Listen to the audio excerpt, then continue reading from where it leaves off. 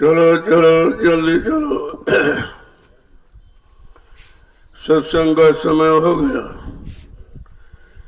सब लोग सामने आके बैठो। एक एक वचन वाणी को बड़ी सावधानी के साथ सुनो।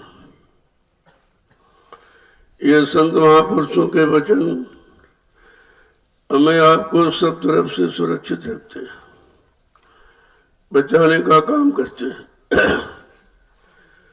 लेकिन जब वचनों को भूल जाओगे वहीं पर आप भटक सकते हो, क्योंकि ये काल माया का देश है।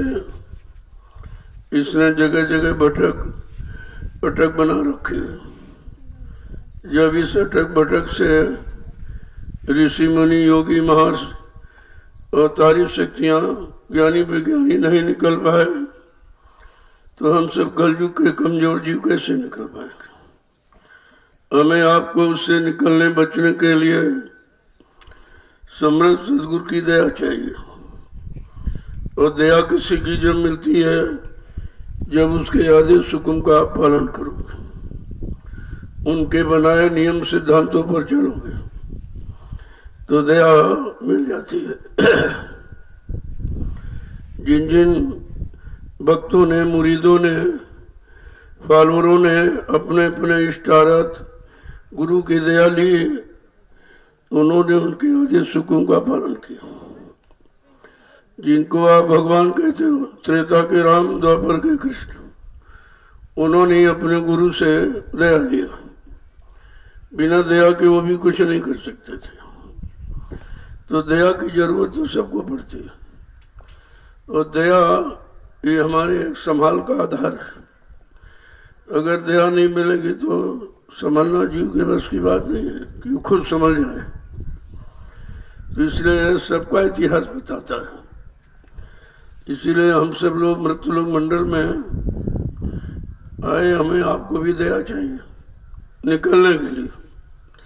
अगर निकलना है, बचना है, यहाँ से अपने घर चलना है, तो बिना दया के तो कोई उधर जा ही नहीं सकता। क्योंकि हमारे शरीर में दो घाट, मन का घाट अलग, दया जीवात्मा का घाट अलग।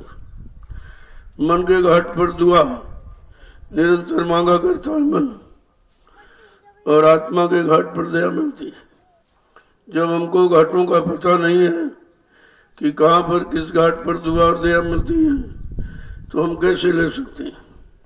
इसलिए जब संत महापुरुषों के सत्संगों में आओगे तो दोनों तरफ का ज्ञान कराते हैं, मन का भी और उधर जीवात्मा का भी देते हैं। इसीलिए तो हमें आपको अपने मानव जीवन में संत महापुरुषों के वचनों की महती आवश्यकता है। बिना इसके तो कुछ हो ही नहीं सकता। अब वचन तो कभी यहाँ रहे नहीं, और रहे तो लोगों ने सुने, और सुने तो उस पर अमल नहीं किया तो वचनों का लाभ नहीं मिला उनको। क्योंकि ये वचन कोई कथा वार्ता तो होती नहीं है कि सुन ले आप। ये तो काल माया के देश से बचने बचाने का उपाय है। और इस उपाय को जब तक हम आप नहीं समझेंगे, नहीं लेंगे, तो हम बच नहीं सकते। कितना भी धनवान, बलवान, बुद्धिमान आप बन जाए, लेकिन इससे बचाव होना बड़ा मुश्किल है। चलो जल्दी चलो।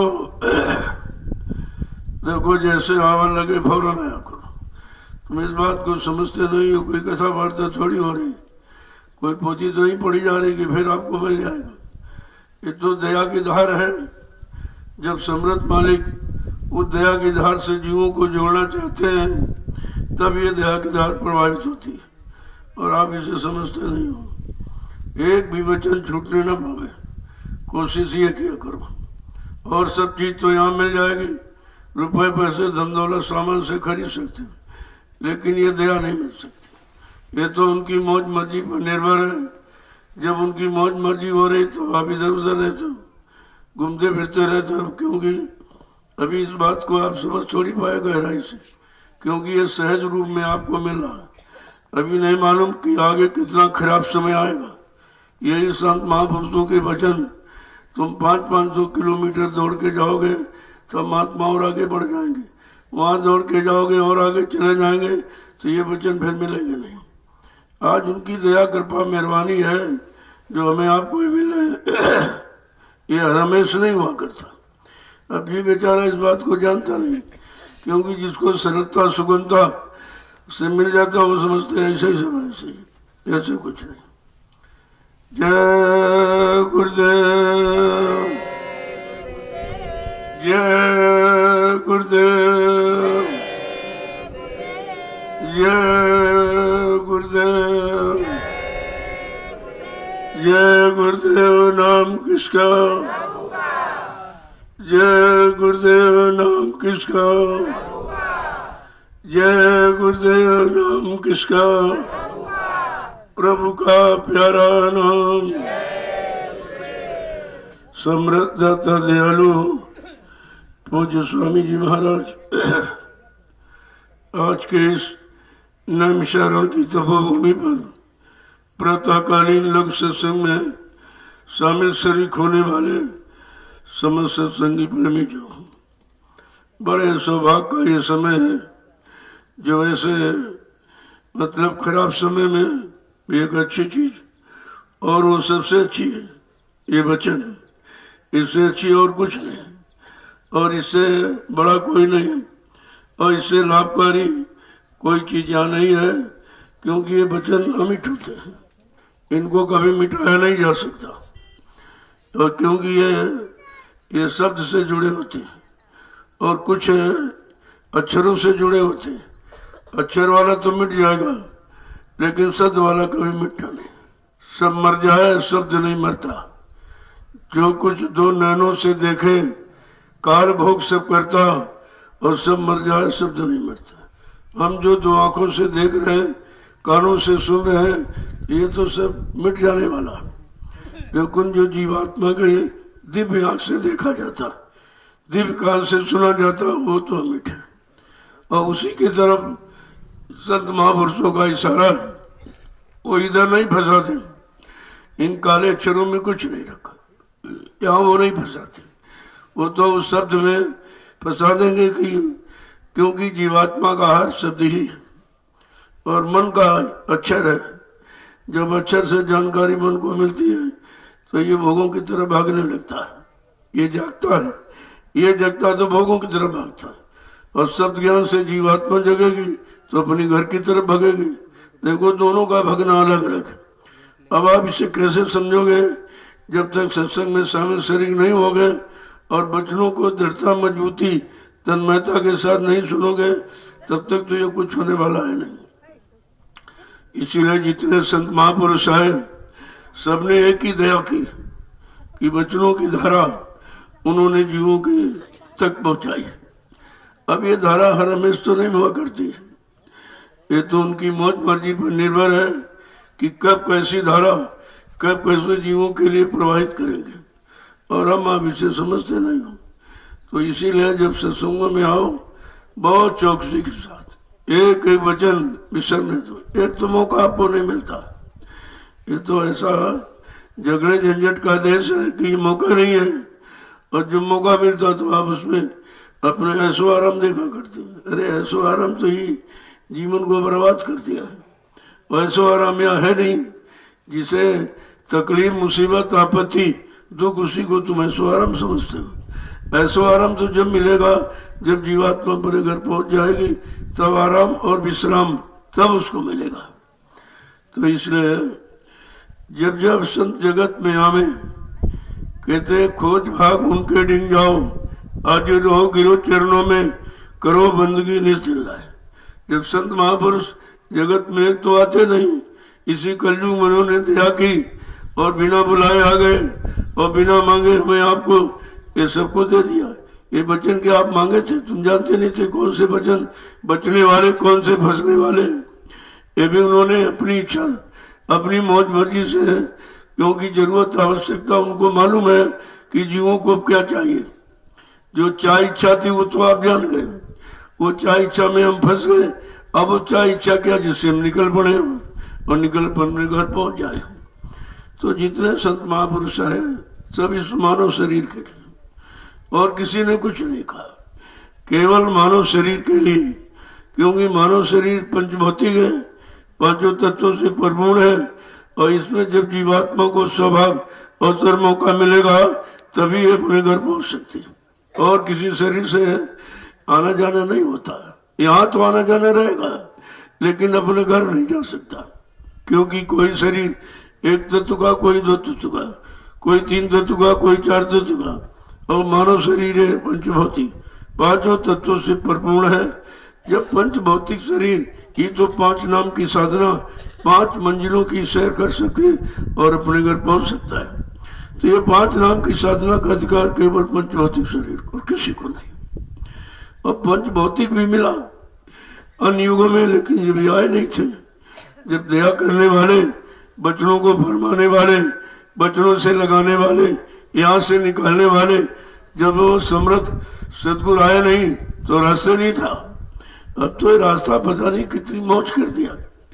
जब उन्होंने ऋषि मुनियों पर मौज नहीं की, क्या उन्होंने कम मेहनत की? तो हमसे ज्यादा, हमसे आपसे ज्यादा बेचारे जंगलों में पूरा जीवन व्यतीत कर दिया, शरीर सुखा दिया, हड्डियों को गला दिया, सारे भोगों से अलग थलग रहे, लेकिन ये नहीं मिला।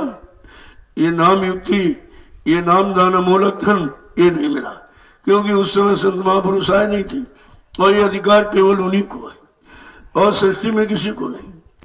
अब हम इस बात को समझते नहीं कि अधिकार किसके पास है, या ये खजाना किसके पास, या देने का अधिकार मृत्युलोक मंडल में किसको है, ये जानकारी कुछ नहीं।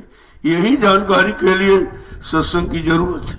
और तुम सत्संग को हंसी मजाक समझते हो, छोड़ दोगे वचन छूट जाएगा, तुम ही यहाँ छूट जाओगे, फिर यहाँ से कभी निकल नहीं पाओगे। तो वचनों की भूख प्यास रखना चाहिए हर वक्त, हर हमेशा वचनों की भूख प्यास रखो कि कहीं से मिल जाए, कैसे मिल जाए, मतलब किस तरह से। कहते कि जब वचन मिल जाए तो इसमें मत देखा करो कि हमारा ये छूट रहा है, ये छूट रहा है, ये तो एक दिन छूट ही जाएगा और शरीर भी छूट जाएगा, और जो सामान आप बड़ी मेहनत मशक्कत से बना रहे, तैयार कर रहे, भी तो छूट जाए। ये तो छूटने वाला सब है ही, यहाँ तुम्हारे साथ जाने वाला क्या? अभी तक इसी बात को नहीं समझ पाए हो कि भाई कुछ जाने आने वाला है, कुछ नहीं है। जो हम कूड़ा कचरा इकट्ठा कर रहे हैं, ये तो व्यर्थ का समय खराब कर रहे हैं। जब जाने वाला नहीं, काम आने वाला नहीं है, तो अब इसमें समय क्यों खराब करें? लेकिन अब ये जब रास्ता बन गया, कर्मों का जाल बना दिया, तो उसमें तो रहना पड़ेगा। कब तक? जब तक शरीर है। लेकिन कहा ठीक है, कर्मों के जाल में भी आपको रहना है, लेकिन कर्मों के जाल से आपको निकलना भी है। ये दोनों चीजें समझो कि रहना है और निकलना है, क्योंकि हमेशा रह भी नहीं सकते हो, और निकल जाओ तो आने जाने की ये बातें खत्म हो जाए, सब ये झगड़े झंझट सब खत्म हो जाए, न जन्म का न मरण का। जब जन्म नहीं होगा तो मृत्यु में आप कैसे जाएंगे? देखो कितना बड़ा काम, जो कितने युगों का भूला बिछा, कितने सतयुग त्रेता द्वापर कलयुग निकल गए, ये रास्ता यहाँ था ही नहीं, ये किसी को मिला ही नहीं। तो जब हम सब कमजोर गंदे जीवों पर दया हो गई, तो हमें आपको ये चीज बहुत संभल कर ले लेना चाहिए। जय गुरुदेव, जय गुरुदेव। अब ये लेने को नहीं दे रहा का ये शैतान मन जो अंदर में बैठा। अब आप कह रहे पड़ोसी ठीक नहीं, ये ठीक नहीं, वो ये निंदा, ये चुगली बुराई कर रहा। अरे इससे ज्यादा खतरनाक वो मन जो अंदर बैठा, वो तो कभी निकलने नहीं देगा, क्योंकि वो सलाह उधर की तो दे नहीं सकता। वो कभी काल का एजेंट है, काल की तरफदारी करता रहता, और काल के बनाए भोगों की जाल की तरफ निरंतर उसी तरफ प्रेरित करता रहता। हम समझते अच्छा कर रहा, अच्छा कर रहा, हमको सामान दिला रहा, हमको मान और सम्मान ये दिला रहा। अरे ये मान सम्मान सामान ये भी तो जाल है, यही तो सबसे बड़ा जाल, सबसे कठिन जाति अपमाना। ये जो अपमान की बात सुनते हो, हमारी ये जाति है, हम उच्च जाति के, सब छोटी जाति के, हम पढ़े लिखे, ये अनपढ़ है, हम हिंदू ये मुसलमान है, हम पुरुष ये स्त्री है, बस यही सबसे बड़ा झंझट है, और इसी से निकलना बड़ा मुश्किल है। यही तो उसका जाल है, और इसी जाल में फंसा दिया। लेकिन सत महापुरुष ये बाहर का कुछ नहीं देखती, तुम किस जाति के हो, किस मजहब के हो, क्या मानते हो, क्या जानते हो, ये कुछ नहीं। वो केवल जीवात्मा को देखे। और जीवात्मा दोनों शरीरों में, चाहे स्त्री शरीर हो चाहे पुरुष शरीर। जब जीवात्मा का रिश्ता है तो स्त्री पुरुष का रिश्ता उनके दिल दिमाग में नहीं होता। ना वो स्त्री देखते ना पुरुष देखते, वो केवल अपनी चेतन जीवात्मा को देखते कि इसको इन शरीरों से निकालना है और काल माया का खेल और तमाशा ये खत्म करना है।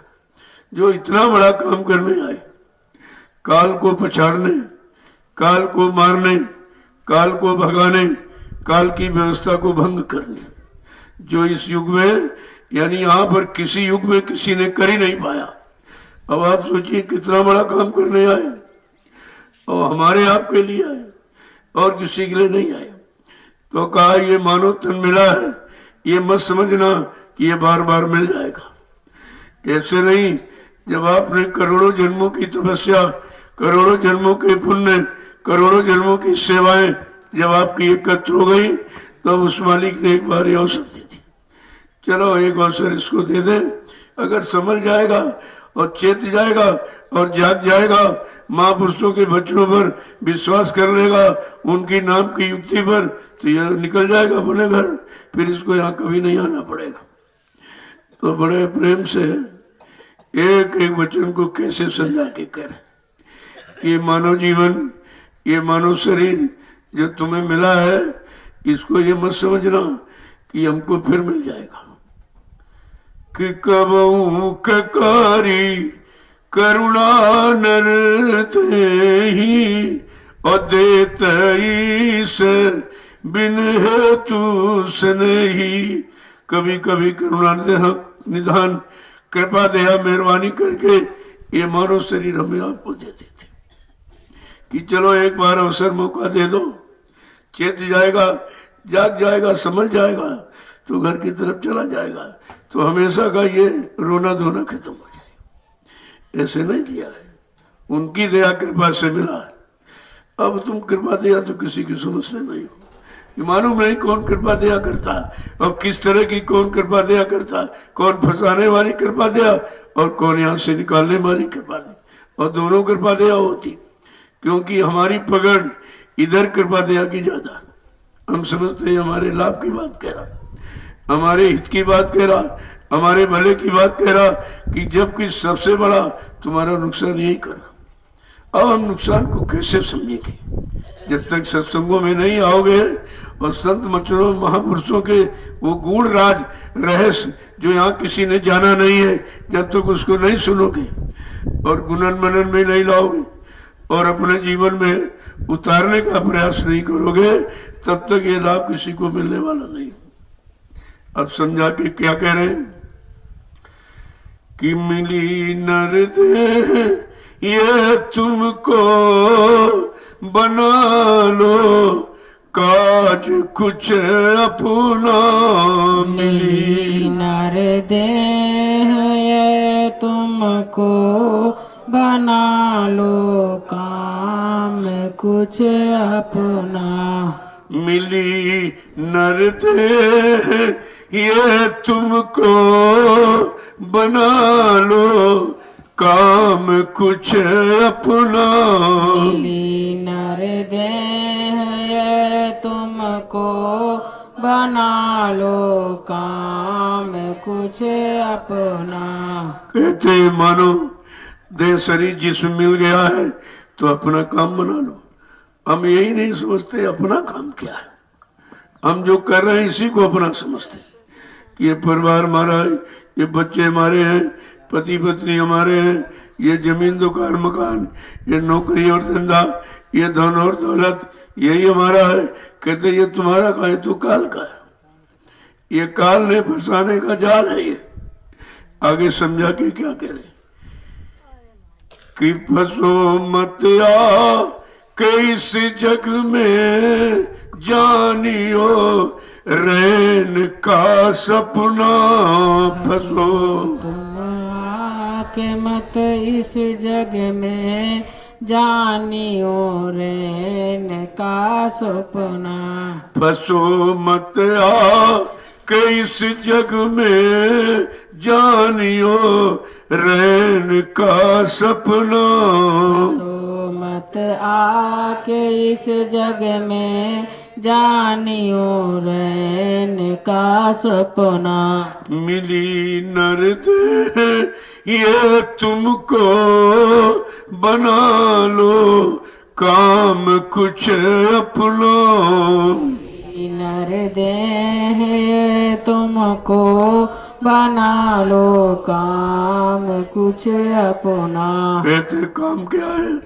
काम क्या है कि फंसो मत, कि चलो पर थको मत, देखो पर थको मत, खाओ पर छको मत। देखो कैसा जोड़ किया है कि ये सब काम करना है लेकिन फंसना नहीं।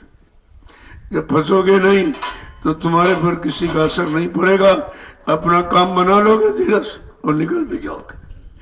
कहते हैं कि जैसे रात में कोई सपना आया और आंख खुली तो कुछ नहीं, सपना सामने देख रहे हैं और खूब दिखाई दे रहा, लेकिन आंख खुली तो कुछ नहीं। ये आंख बंद का सपना और ये संसार आंख खुली का सपना, दोनों देखो कह रहे हैं। जैसे उदाहरण के लिए बताया कि जैसे रात में आपकी आंख बंद हो जाती, तरह तरह के सपने देखते हो और आंख खुल जाती तो कोई कुछ नहीं, मुंह दो आंख का तो कोई नहीं। जैसे आंख को बंद कर लो तो कहते कहीं कुछ नहीं है, लेकिन फिर भी ये मन दिखा रहा है। देखो किस तरह से कि अब तुम शरीर थक गया और गिर गए तो जिसको आप नींद के तो सो गए आप, लेकिन मन तो नहीं बैठा, वो बराबर तरह तरह के स्वप्न दिखाया करता।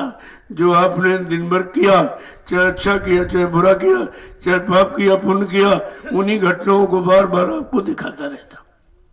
ये उसका काम।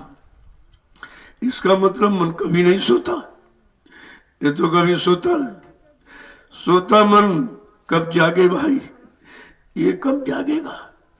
ये तुम कह रहे हो जग रहा और ये बिल्कुल सो रहा। सोने का मतलब जो चीज यानी खत्म हो जाए, हमारे तरफ से हट जाए, उसी को तुम सोना कहते हैं। लेकिन ये मन सो रहा विषयों भोगों की प्रगाढ़ निद्रा में सो रहा। अब ये कैसे जगेगा? कि समझा के क्या कह रहे हैं कि फंसो मत आके इस जग में, जानियो रैन का सपना। जैसे रात में सपना आया, आंख खुली कुछ नहीं, ऐसे संसार देख रहे हो, लेकिन एक दिन तुम्हारे लिए भी कुछ नहीं रहेगा, ये सब आंखों से ओझल हो जाएगा। आगे क्या करें कि देह और गेह सब झूठा, ये भरम में काहे को खपना दे। और गेह सब झूठा, काहे को फंसना। दे और गेह सब झूठा, ये भरम में काहे को खपना दे। और गेह सब झूठा, भरम में काहे को खपना। मिली नर देह ये तुमको बना लो काम कुछ अपना। मिली नर देह तुमको बना लो काम कुछ अपना। कहते झूठा क्या है? कहा ये शरीर, और ये शरीर के लिए मकान बनाया भी झूठा, ये जीवात्मा का मकान शरीर है भी झूठा, क्योंकि ये भी खत्म हो जाएगा, जीवात्मा निकल जाएगी। और ये शरीर, ये जो घर मकान अंगले बंगले बनाए, इसमें भी आपको रहने नहीं दिया गया, तुम्हारे लिए भी झूठा है, क्यों? ये भी छूट जाएगा, इसमें भी तुम नहीं रह सकते हो, तुम्हारे बच्चे तुमको नहीं रहने देंगे। कहते नहीं नहीं, ये भाई जिंदे का मकान है, मुर्दे का नहीं। अब ये खत्म हो गए, इनको इस मकान से निकालो और ले चलो मरघट में, वहां इनको जला देना और राख कर देना या बालू बांध के फेंक देना, लेकिन इनको वापस घर में लेना, क्योंकि ये घर अब इनका नहीं। देखो ये भी आपको छीन गया। जिसके लिए रातों दिन प्रयास, ये बना दे वो बना दे, इतनी मंजिल का बना दे, इतने मकान बना दे, और तुम्हारे रहने के लिए एक भी मकान नहीं। कहते हैं ये दोनों मकान झूठे, ये शरीर वाला जो जीवात्मा का मकान है भी और शरीर को रखने वाला ईंट पत्थर का मकान है भी, दोनों झूठे। कैसे समझा के कह रहे, अरे इस भ्रम में क्यों खप रहे हो, क्यों जिंदगी खपा रहे हो, बर्बाद कर रहे हो, निकाल रहे हो, ये दोनों झूठे। अब इसी में पूरा समय चला गया। अगर मकान में एक बना दे, दो बना दे, अच्छा बना दे, 2 मंजिल का 10 मंजिल का बना दे, इसी में पूरा समय चला गया और बना कुछ नहीं। क्योंकि यहाँ जब सब बिगाड़ है तो तुम कैसे बना सकते? जो कुछ है सब बिगड़ने वाला, ये सब खत्म होने वाला, तुम्हारे काम आने वाला कुछ नहीं। लेकिन हम ये अंतिम श्वास तक नहीं समझ पाते कि हमारा नहीं। इसी को महापुरुष समझा के क्या कह रहे हैं, कितने तौर तरीके से कहते हैं, जीव सब लोभ में भूले, काल से कोई नहीं बचना। जीव सब लोभ में भूले, काल से कोई नहीं बचना। जीव सब लोभ में भूले, काल से कोई नहीं बचना। जीव सब लोभ में भूले, काल से कोई नहीं बचना। कितना देखिए एक शब्द को कैसे समझा रहे कि हम कहाँ कहाँ फंसे हैं, कहाँ कहाँ भूले भटके हैं, किसको अपना मान रहे हैं, किसको समझ नहीं पा रहे हैं, कौन अपना कौन बिराना। देखो एक एक शब्द बताएंगे तब कहीं समझ आती है, ऐसे थोड़ी आती है। और इतनी जल्दी समझना बड़ा मुश्किल है, और समझ करके इससे छुटकारा पाना बहुत मुश्किल है, क्योंकि हमने इसको पकड़ के रखा अपना समझ कर। क्या कह रहे हैं कि सारे जीव लोभ में भूल गए, लोभ लालच में है, ये सब हम भूल गए कि हमारा कुछ है कि कुछ नहीं भी, या हमारा क्या है और हमारा क्या नहीं है। तब कहा भाई देखो ना, तो शरीर तुम्हारा ये भी एक दिन चला जाएगा और तुमसे पूछा भी नहीं जाएगा, छीन लिया जाएगा। अगर तुम्हारा हो तो तुमसे पूछ के लिया जाए, कहा ये भी तुम्हारा नहीं। और शरीर के लिए जो भी जमीन है, दुकान है, मकान और धन दौलत, पद पत्नी, बाल बच्चे, ये भी तुम्हारे से छीन लिए जाएंगे, ये भी तुम्हारा नहीं है। तो आखिरकार तुम्हारा है क्या? कहा तुम्हारी सिर्फ जीवात्मा है, जिसको तुमने आज तक अपना समझा नहीं, और इस अपने के लिए आपने कुछ किया भी नहीं। इसी जीवात्मा के लिए संत महापुरुष आते हैं, जो अपनी है, जो अपनी को अपना बता दे, वही तो अपना है। कहा यही अपने हैं संत महापुरुष, और कोई अपना नहीं। अब हम ये निर्णय ले ही नहीं पा रहे कि हमारा कौन, क्योंकि हम जिनको मान्यता दे रखी है इतने समय से, ये हमारा, ये हमारा, ये हमारा, कहा नहीं नहीं, संत महापुरुष कहते तुम्हारा कुछ नहीं। अब इतनी जल्दी कैसे विश्वास, कहते तुम्हारा कुछ नहीं, तुम्हारा कुछ नहीं। भाई कैसे माना जाए हमारा नहीं है? तो जब कहा, मिसाल देते हैं, जब अगर शरीर तुम्हारा होता तो तुमसे मांग के लिया जाता, बिना मांगे कहीं पत्नी छीन ली, किसी का पति छीन लिया, किसी का बेटा छीन लिया, किसी की बहू छीन ली, किसी के माँ बाप भाई छीन लिए। अगर तुम्हारा होते तो तुमसे पूछ के जाते। कहा तुमसे तो कोई नहीं पूछा, चला गया, और कहाँ चला गया भी नहीं मालूम। अगर वो भी तुम्हारा होता तो जहां गया था कम से कम पता तो खुद देता आपको, कुछ चिट्ठी भेजता कि भाई हम फला जगह है और तुम भी चले आओ। कहा ये भी इतने गए और किसी ने बताया नहीं हम कहाँ गए और कहाँ चले गए और कहाँ हैं, और क्या कभी आएंगे कि नहीं आएंगे, कोई पता नहीं। देखो कैसे समझा रहे, इसको कहते हैं सत्संग। ये है सत्य का संग। क्या कह रहे हैं कि सारे जीव ये लोभ और लालच में सब डूब, लोभ नदी में डूब मरे। ये लोभ की नदी में सब डूब के मरते चले जा रहे, मरते चले जा रहे। इनको होश नहीं है कि अगर हमारा शरीर था तो हमारे अनुसार जाना चाहिए, जब इच्छा हो तो हम जाएंगे, तब तो हमारा है, और हमारी कोई इच्छा नहीं, कोई पूछने वाला नहीं। और जब उसकी इच्छा हुई तो सबकी ये सब ले लेता, हम लोग रोते चिल्लाते रह जाते, कोई सुनने वाला भी नहीं। आगे क्या कह रहे, काल से कोई नहीं बचना। कहा ये ले जाने वाला कौन है? कहा ये काल भगवान है। अब ये भी तो भगवान है, ये भी भगवान है। अब ये समझो तो कि काल भगवान चाहिए कि तुम्हें दयाल भगवान चाहिए?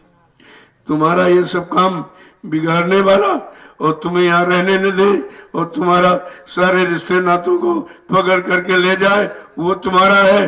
क्या तुमको इनसे बचा दे और सुरक्षित कर दे कि वो तुम्हारा भगवान है?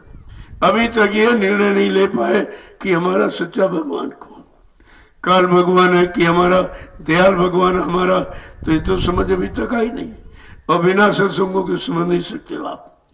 आगे क्या कह रहे हैं कि तृष्णा अग्नि जग जारा, पड़ा सब जीव को तपना। कि तृष्णा अग्नि जग जारा, पड़ा सब जीव को तपना। अब कह दूसरी तृष्णा अग्नि आ गई। कितनी अग्नियां तुमको जला रही हैं? काम, क्रोध, लोभ, मोह, अहंकार, ईर्ष्या, राग, द्वेष, ये अग्नि है जो हमेशा जलाया ही करती, नष्ट किया करती, बर्बाद किया करती, खत्म किया करती। लेकिन हम किसी अग्नि को भी अग्नि नहीं मान पाए और अंदर ये जल रही है, और इतनी तेज जलती है कि दिखाई भी नहीं देती, और जला रोज 24 घंटे जला। देखो किस तरह से महापुरुषों ने ये सब राज अंदर का खोला कि हम कहाँ कहाँ फंसे हैं, कैसे कैसे बर्बाद हो रहे हैं। जीवन मिला, बर्बाद हो गया और समझ नहीं पाए, क्योंकि समझ यहाँ किसी के पास नहीं है। जिसने समझा है वो समझदार है, सतगुरु दयाल, उसके सिवा यहाँ कोई समझदार नहीं और न कोई समझा सकता आपको। आगे क्या कह रहे हैं कि सारा जीव इसी में जल रहा है, तृष्णा रूपी अग्नि में, और ये अग्नि दिखाई भी नहीं देती और समझ में भी नहीं आती ये कहाँ जल रही है और कैसे जल रही, कौन जला रहा है, कौन इसको बुझाएगा, कौन हमको इससे अलग करेगा। आगे क्या कह रहे हैं कि नहीं कोई राह ये बचने की, ये जले सब नरक की अग्ना। नहीं कोई राह बचने की, जले सब नरक की अग्ना। नहीं कोई राह ये बचने की, और जले सब नरक की अग्ना। नहीं कोई राह बचने की, जले सब नरक की अग्ना। इस अग्नियों से बचने का कोई रास्ता नहीं, और न कोई यहाँ बचाने वाला है। सब उसी में पकड़ पकड़ कर उसी में झोंक रहे। क्यों? इसमें तुम्हारा कोई हमदर्द नहीं है। अगर हमदर्द उसको कहते हैं जो इनसे बचा ले, और इन्हीं में बार बार तुमको झोंक रहा है, यानी जन्म मरण का चक्कर बना करके, तो यहाँ तुम्हारा है ही कौन? जो तुम्हें जला रहा वो तुम्हारा है, जो बचा रहा वो तुम्हारा है। क्या कह रहे हैं? यहाँ कोई रास्ता बचने बचाने का नहीं है। बचने बचाने का रास्ता केवल सतगुरु दयाल के पास है। और अगर उनकी शरण में हम लोग पहुंच जाएं और उन पर विश्वास कर लें, यही हमारे सच्चे समर्थ बचाने वाले हैं, यही हमारे सब कुछ है। जब मीरा को सबने परेशान किया, पर बार वालों ने सुने, क्योंकि जो सही सच्चे रास्ते पर चलता है, काल के जो बहुत तंग करते उसको।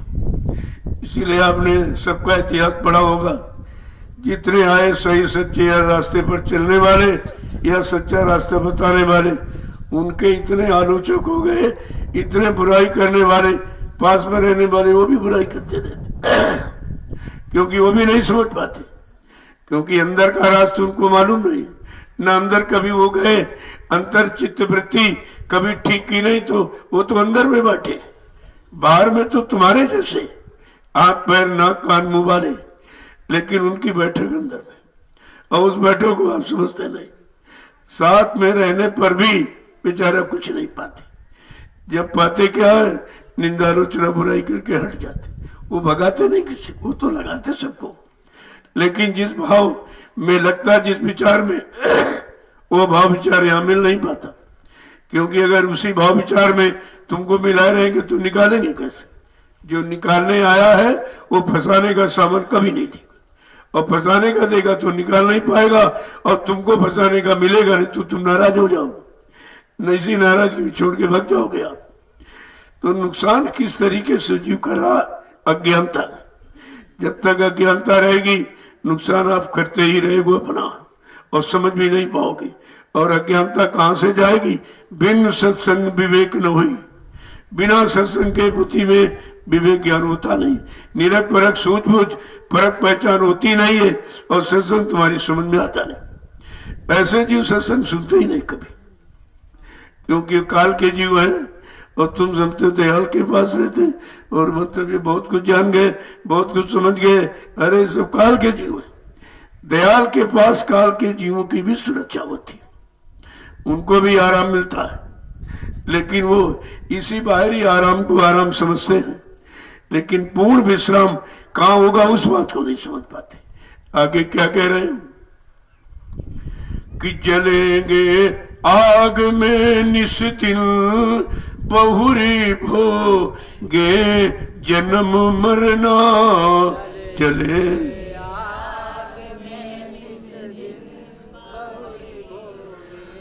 जलेंगे आग में निस्दिन बहुरी भोगे जन्म मरना। जलेंगे आग में निस्दिन। देखो तुम वचन दोहरा भी नहीं सकते, करना कराना बहुत, तुम दोहरा भी नहीं सकते। यानी जो रास्ता बता दिया उस पर भी नहीं चल पाते, अभी सामर्थ्य नहीं, फिर कैसे पार हो? इतनी भी समझ अभी नहीं है कि वचनों को तुम दोहरा सको। करना कराना तो बहुत दूर, ये दोहराना मुश्किल है। कितने कठिन वचन है, और सुनने में बड़े सरल है, और सुनकर भी तुम दोहरा नहीं पा रहे हो तो कितने कठिन है। कहते हैं कि ये सब निस्दिन चल रहे हैं इन्हीं अग्नियों में। ये पंच अग्नि है, काम क्रोध लोभ मोह अहंकार, इन्हीं पंच अग्नियों में हम 24 घंटे जलते रहते, लेकिन अपने को जलना मानते ही नहीं। अपने को नुकसान हो रहा ये हम समझ ही नहीं पा रहे कि हमारा नुकसान हो रहा है, हम जल रहे हैं कि बच रहे हैं, ये भी जानकारी तो नहीं हो पा रही। क्यों? जानकारी नहीं है। जानकार मिले, उनसे जानकारी आपने ली नहीं, तुम अपनी जानकारी उनको देते रहते हो, जबकि तुम कुछ नहीं जानते। न अपना जानते हो, न दूसरे का जानते हो, न अंदर का जानते हो, न बाहर का जानते हो, न भौतिक जानकारी, न आध्यात्मिक जानकारी, न जिस्मानी, न नूरानी, कुछ भी आपको नहीं। लेकिन फिर भी आप बताते रहते, नहीं नहीं ऐसा कर लो, ऐसा कर लो। कहाँ? ठीक है, ठीक है, बहुत अच्छा, बहुत जानते हो, बढ़िया बात, अच्छी बात है। लेकिन बात तुम ये नहीं समझते हो कि अच्छी बात क्या है, अच्छी और झूठी अभी तक ये भी नहीं समझ पाए। नकली और असली ये भी नहीं समझ पाए। बुरा और अच्छा क्या ये भी नहीं समझ पाए। पाप और पुण्य क्या ये भी नहीं, और अपना पराया क्या भी नहीं। जब कुछ समझी नहीं बात तो जानते क्या? क्या जानते? इसी अज्ञानता को जानना समझते, तभी तो जीव वचनों को पकड़ नहीं पाता। आगे क्या कह रहे हैं? समझाने के लिए क्या नहीं कहते कि भटकते हुए फिरे जग में, भटकते वो फिरे खानी, नहीं कुछ ठीक उन लगना। भटकते हुए फिरे खानी, उन्हें कुछ ठीक नहीं लगना। कहा ये भटकते फिरे, भटकते मतलब 4 खान 84 लाख नरक योनियों में आना जाना, ये भटकना बंद नहीं हो रहा। और ये नहीं 84 में भटकते भटकते कुछ मिला नहीं, और अभी ठीक ठिकाना भी नहीं मिला कि हमारा सच्चा ठिकाना कहाँ। जब ठिकाना बताने वाले आएंगे तभी तक, तब हमारा ठौर ठिकाना बन सकता है। और जो हम ठौर ठिकाना समझ रहे हैं मृत्यु रहने नहीं दिया जाए। कहा ये मकान हमारा बन गया, कल इसमें आपको रहने नहीं दिया जाए, अभी तुम्हारे बच्चे निकाल के बाहर कर देंगे। कहेंगे नहीं नहीं भाई वो तो चले, पिताजी चले गए, कल पिताजी चले गए। कहा पिताजी तो है? तुमने आंख कान नाक हाथ पैर मुंह को ही तो पिताजी माना था, वो तो शरीर पड़ा हुआ। कहते नहीं अब समझ में आया ये पिता नहीं था जो अंदर बोलता था, जो काम करता था, चलता फिरता था। कहा वो ऊर्जा ताकत वो पिता थी। इतनी देर में समझ आया। समझ आई कब? जब जीवन निकल गया तो जीने का ढंग आया। फिर क्या मतलब निकला? सारा जीवन निकाल दिया तब तुमको जीने का ढंग पता चला। अब समय निकल गया तो फिर तुम क्या करोगे? क्या कह रहे हैं कि भटकते सब फिरे खानी, सबे नीचार खान 84 लाख योनियां शरीरों में भटकने का ही काम करती, आने जाने का काम कर रहे हैं। कहते हम जान गए, हम जान क्या जान गए? कहते बहुर भोगे जन्म मरना। फिर क्या है कि बार बार इन्हीं जन्मों में, जन्म मरण में बेचारे यानी आ जा रहे हैं। जन्म हुआ, मर गए, फिर जन्म, फिर मर गए। कहे जन्म मरण का चक्कर तो खत्म ही नहीं होगा। न जन्मने में शांति, न मरने में शांति। आगे क्या कह रहे हैं कि कहूं क्या दुख ही वो भोगे, कहन में आ नहीं सकना।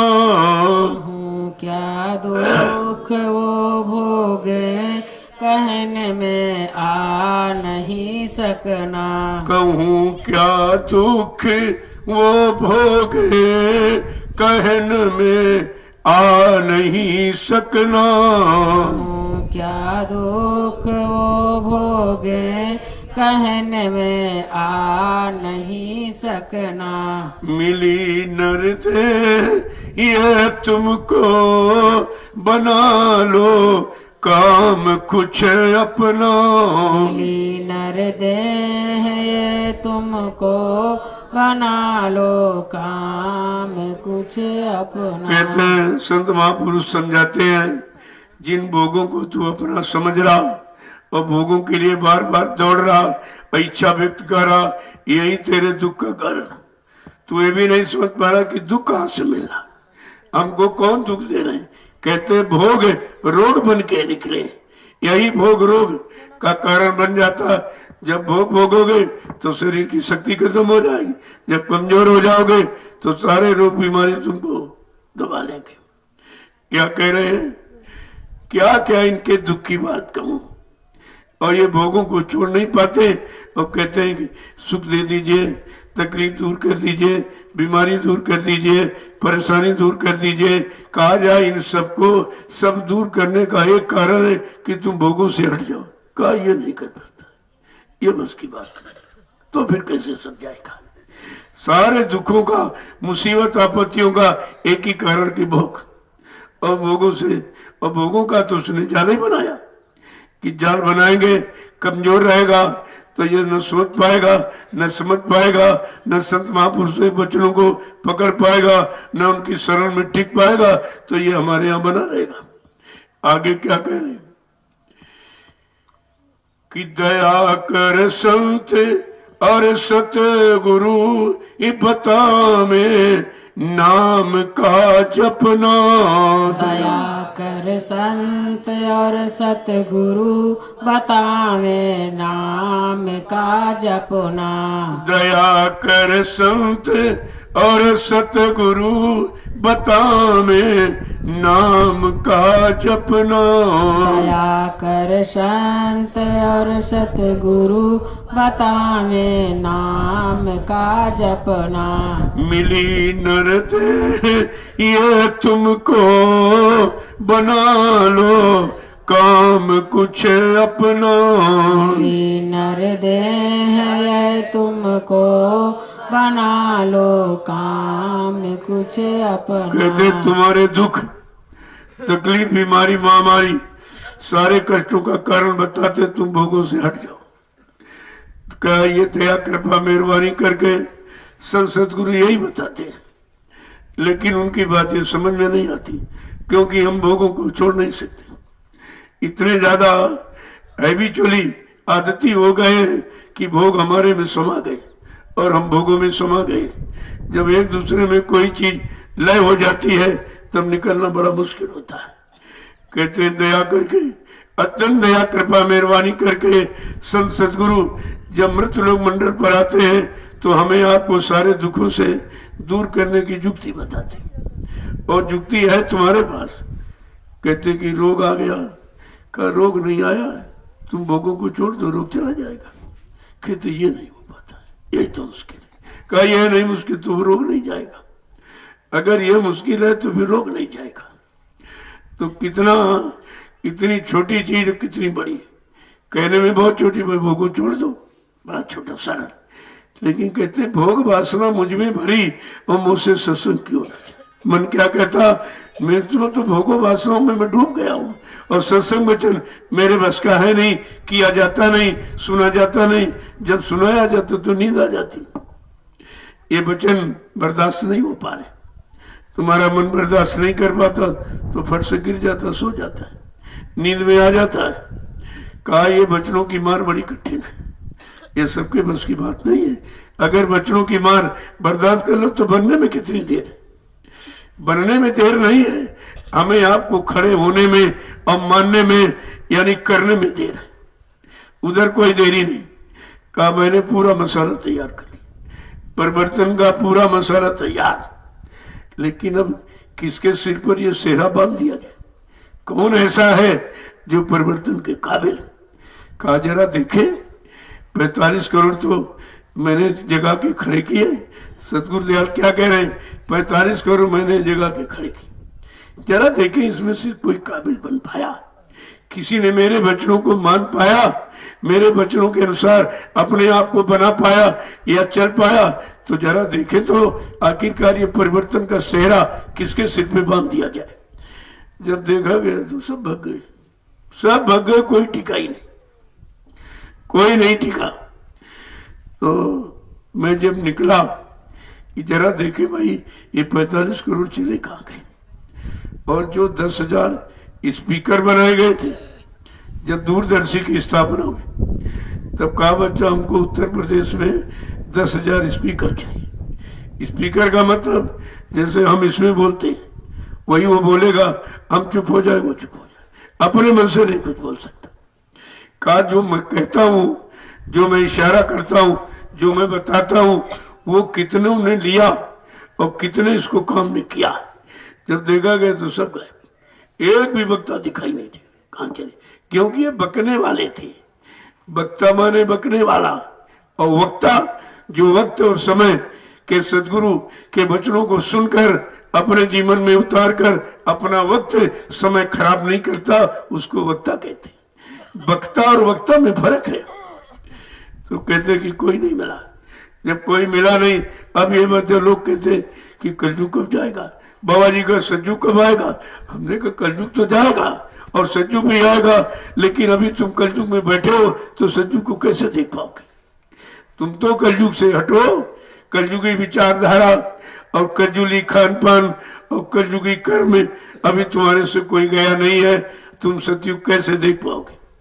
कहा सतयुग तो आएगा जरूर, पर पृष्ठभूमि बन जाने दो। कहा सतयुग तो जरूर आएगा, लेकिन इसकी पृष्ठभूमि तो तैयार होने जाओ, इनकी भूमिका व्यवस्था तो तैयार हो जाने दो। और भूमिका व्यवस्था किसी की समझ की बात नहीं, वो तुम्हारी समझ में आ नहीं रही। भूमिका है दूरदर्शी, भूमिका है भूम ज्योतक, भूमिका है जय गुरुदेव, और तीनों बात समझ में नहीं आई। न जय गुरुदेव समझ प्रभु का नाम, ये भी नहीं समझ में आया, और दूरदर्शी भी समझ में नहीं आई, और भूम ज्योतक समझ में नहीं आया, तो तुम परिवर्तन की कौन सी बात समझ पाए। अभी तक एक भी बात किसी के अंदर नहीं। कहते बहुत देर है, जाने कब कहा था कलयुग जाएगा सतयुग आएगा, अभी नहीं गया। अरे सतयुग कोई बाजार मेले देश में नहीं रह रहा जो बाबा जी पकड़ के ले आएंगे, आपको दिखा देंगे। सतयुग कलयुग हमारे आपके अंदर है। अब तुम अपने आप में देखो कि 24 घंटे में कितने बार कलयुग में जाते हो, कितने बार सतयुग में जाते हो। अगर विचारधारा गलत हो जाए, यही कह, दूसरे की निंदा आलोचना बुराई, दूसरे का नुकसान, दूसरे की प्रति ईर्षा राग द्वेष जलन, ये सब कलयुग तो लक्षण है। और कलयुग क्या, कलयुग कोई आदमी की शक्ल नहीं है। कलयुग कर्म और सतयुग भी कर्म, ये दोनों कर्म है। जब तुम्हारे अंदर आंखें अच्छे देख सत्य देखने लगे, कान सत्य सुनने लगे, वाणी सत्य बोलने लगे, पैरों से सच्ची जगह चल के जाने लगो, हाथों से सच्चा सेवा और धर्म करने लगो, और मन से सच्चा संकल्प विकल्प करने लगो, और बुद्धि से सच्चा निर्णय लेने लगो, इसी का नाम तो सतयुग है। और अभी तक किसी के दिल में जब निंदा चुगली बुराई ये गंदगी बटोर रहे हो और 24 घंटे दिमाग इसी में लगाए, इनकी बुराई उनकी बुराई, उनकी बुराई उनकी बुराई। अरे किसी की गंदगी बटोर कर क्या तुम्हें कुछ मिल जाएगा? गंदगी बटोरोगे तो गंदगी तो तुम्हारे हाथ रहेगी। इतनी बात अभी तक समझ में नहीं। और सतयुग कलयुग की बात करते, न कलयुग से निकल पाए हो न सतयुग तरफ चल पाए हो। एक भी कदम अभी सतयुग तरफ उठाया नहीं और सतयुग देखना चाहते। कहा था सतयुग तो आएगा, लेकिन सतयुग तुम देख सकोगे उस समय तक तुम जिंदा रह पाओगे सतयुग देखने के लिए? अरे तुम यही हट करो कि बाबा जी का सतयुग देखेंगे, देखे कैसे आता है, तो सतयुग के कर्म करने लगो तो तुम देख लोगे, तुम्हारी समझ में सब आ जाएगा। कहा जब कलयुग सतयुग की आवाज उठी तो कहा जरा देखे कितने जीव अभी कलयुग में और कितने सतयुग में बैठे, किनको कलयुग में रहने की यानी इच्छा हो रही और किसको सतयुग में रहने की इच्छा हो रही, दोनों की चीज। जब देखा गया तो सब कलयुगी जीव है। किसी के अंदर अभी पाक साफ निर्मलता पवित्रता चरित्रता तो बिल्कुल आई नहीं, तो कैसे देखोगे? अरे महापुरुषों का सतयुग ऐसे देख सकते हो? जब तक सतयुग की रहनी गहनी में नहीं आओगे, सतयुग के कर्म नहीं करोगे, सतयुग का खान पान नहीं करोगे और सतयुग की सोच और समझ तुम्हारे अंदर नहीं आएगी, तब तक इसका दर्शन नहीं होगा। इतना सरल नहीं है संत महापुरुषों की भूमिका को समझना और भूमिका पर चलकर अपना लाभ प्राप्त करना, यही तो चीज है। तो हमको तो कोई मिला नहीं, मैं निकला तो कोई नहीं मिला और कोई सहयोगी भी नहीं मिला। तो कोई 2 दिन कोई 4 दिन, कभी 8 लोग जुड़े, कभी 10, कभी 15, कभी 20, कभी 150 संख्या तो बनी, लेकिन वो संख्या टिकने वाली नहीं। वो हमको देखने के लिए आए थे कि देखिए ये कब तक टिकेंगे, ये कब तक रुकेंगे, इनके पास कुछ ऐसा कि नहीं है, कोई पैसा ऐसा कोई सेवा एवा मांग रहे कि नहीं मांग रहे। अगर सेवा मांगते तो हमको भी कुछ मिल जाएगा। देखा कर ये सेवा खुद ही नहीं लेते, हमको क्या दें, फट से हट गए, सब हटते चले जा रहे हैं। साहब आते हैं, जितनी जल्दी आते उससे यानी जोरी से भाग जाते। जैसे आंधी जितनी तेज तुम्हारे पास आएगी और उतनी तेज तुम्हारे पास से निकल जाएगी, ऐसे ये तूफान आते हैं। ये काम करो लोभ मोह अहंकार, ये लोभी लालची, ये सब तूफान आए और मतलब यानी कोई साल भर रुका, कोई 2 साल, कोई 3 साल, लेकिन टिक कोई नहीं पाया। और कहते क्या वहां कोई टिक नहीं सकता, बात तो ठीक कहते हैं, वहां कोई नहीं टिक सकता, इतनी कठिन है वो रहना, इतना कठिन है।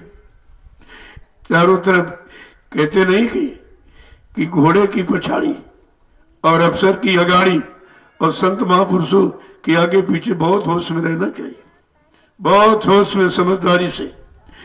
टिकना बड़ा मुश्किल होता है, कितने टिक पाए? अरे मथुरा से प्रमाण ले लो कि 45 करोड़ खड़े किए गए, कितने टिके? गुरु की शरण में वहां कितने रुक पाए?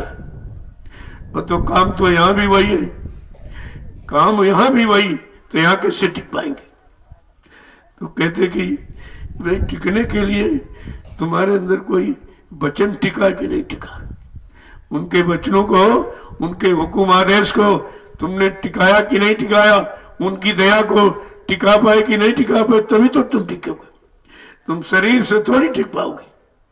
आगे क्या कह रहे हैं समझा के, एक एक वचन सुनिए आप। कि न माने जुक्ति वह उनकी असुरती और शब्द का गहना,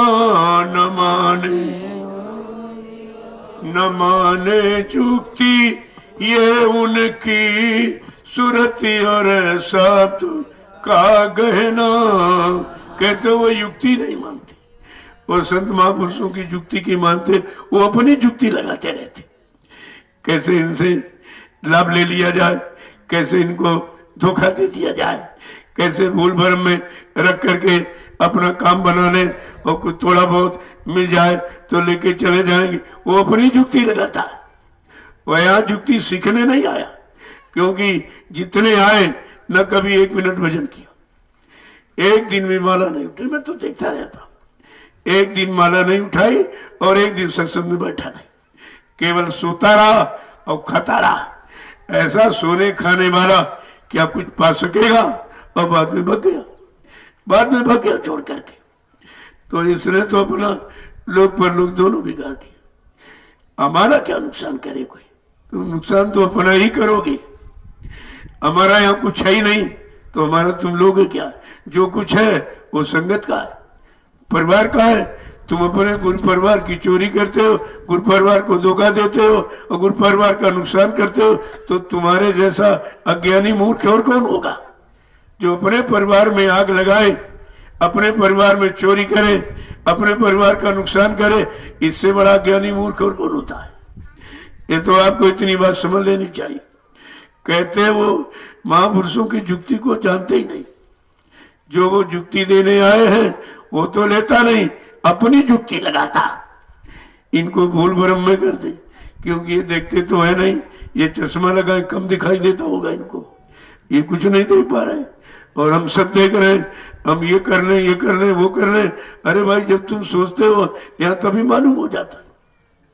जो तुम सोच रहे हो वो भी मालूम, और जो करने वाले वो भी मालूम, और तुम क्या कर सकते हो वो भी मालूम, और करके यानी कह के और तुम कर भी कुछ नहीं सकते वो भी मालूम।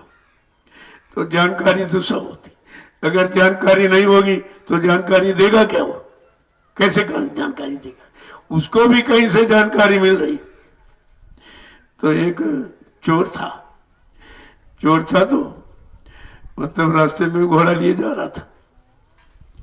तो एक बुढ़िया कुछ सामान लेकर के जा रही थी, रात हो गई। कहा बच्चा ऐसा करो, थोड़ी दूर पर मेरा मकान है, मुझे पहुंचा दो। कहा ठीक पहुंचा दूंगा। तो उसने सोचा कि बुढ़िया के पास कुछ माल टाल तो जरूर होगा गठरी में। तो फट से उसने पहले गठरी उठाई, गठरी उठा के रख लिया। तो कहा नहीं बच्चे रहने तो, नहीं जाऊं। कहा क्यों? कहा बात यह है, जिसने तुमको ये बताया कि गठरी ले लो, इसी लेके चल जाओ, बुढ़िया को छोड़ देना, उसी ने हमको बताया कि इसके साथ जाना मत, ये चोर है। जिसने तुमको बताया उसी ने हमको बता दिया। देखिए कितनी बड़ी बात है कि तुम समझते हो हमको जानकारी, और तुमसे ज्यादा वो जानकार जो बैठा वो उसने हमको जानकारी पहले दे दी। इनसे सावधान रहना, होशियार रहना।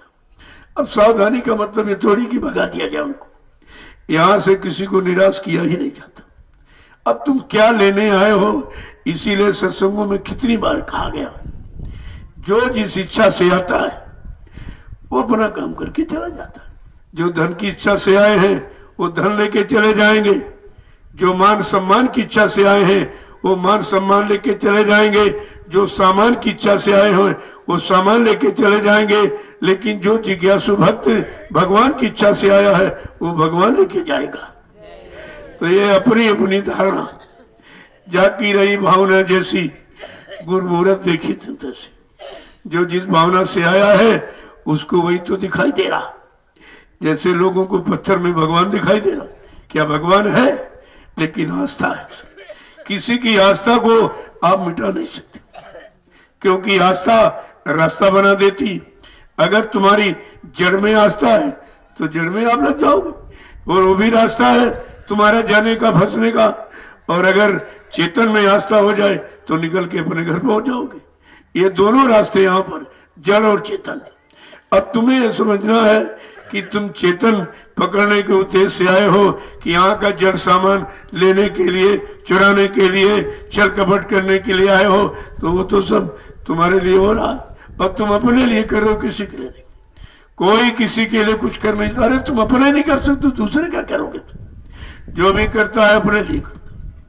दूसरे के लिए आप कहाँ कर सकते हो? अपने लिए नहीं कर पाए हो, अपने लिए नहीं समझ पाए हो कि हमें क्या करना क्या नहीं करना। इतनी तक जानकारी अभी तक नहीं हुई कि हमें करना क्या है। जो हम संसार समाज परिवारों में कर रहे थे वही सतगुरु दरबार में आके करने लगे। तो तुमने करना सीखा कहाँ? तुम अपनी वही बाई करनी यहाँ लेके आए हो। यहाँ की करनी अलग, यहाँ करनी निकलने की, वहां की करनी फंसने की, और यहाँ भी तुम वही करने लेके आए हो। तो उन्हीं सामानों में फंस जाओगे और फंस के रह जाओगे, लेकिन निकल नहीं पाओगे। फिर कहेंगे अरे हम तो भाई साथ में रहते थे, हम तो और बेचारे देखने वाले इसी में फंस जाते। अरे भाई ये साथ रहा है, ये बहुत अच्छा है, बड़ा सच्चा, जो ये कह रहा ये सच्चे तो कह रहा होगा, क्योंकि न तुम्हारे में समझ न उनमें समझ, उनमें भी समझ नहीं। अगर करने वाला और कराने वाला कोई समझदार मिल जाएगा तो सारी समझदारी तुमको बता देगा। अगर फंसने फंसाने वाला है तो फंसने फंसाने की समझदारी उसके पास भी है, लेकिन वो समझदारी फंसने वाली, निकलने वाली समझदारी नहीं है। आगे देखो क्या कह रहे हैं, एक एक वचन को आगे समझा के क्या कह रहे हैं कि बिना सतगुरु बिना करनी छुटे नहीं खान का फिरना।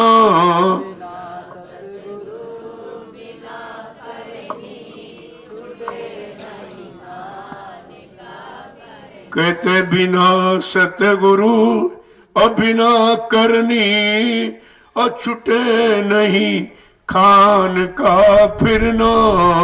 कहते बिना सतगुरु, सतगुरु माने सच्चाई, सच्चाई को जानने वाला गुरु। झूठे गुरु को सतगुरु नहीं कहते। गुरु झूठा है, हो सकता है अगर झूठे सामान को पकड़ने वाला है तो, और सतगुरु कभी झूठा नहीं होता। उसके आगे सत्य पहले लगा दिया है कि वो सत्य है, वो झूठ नहीं है।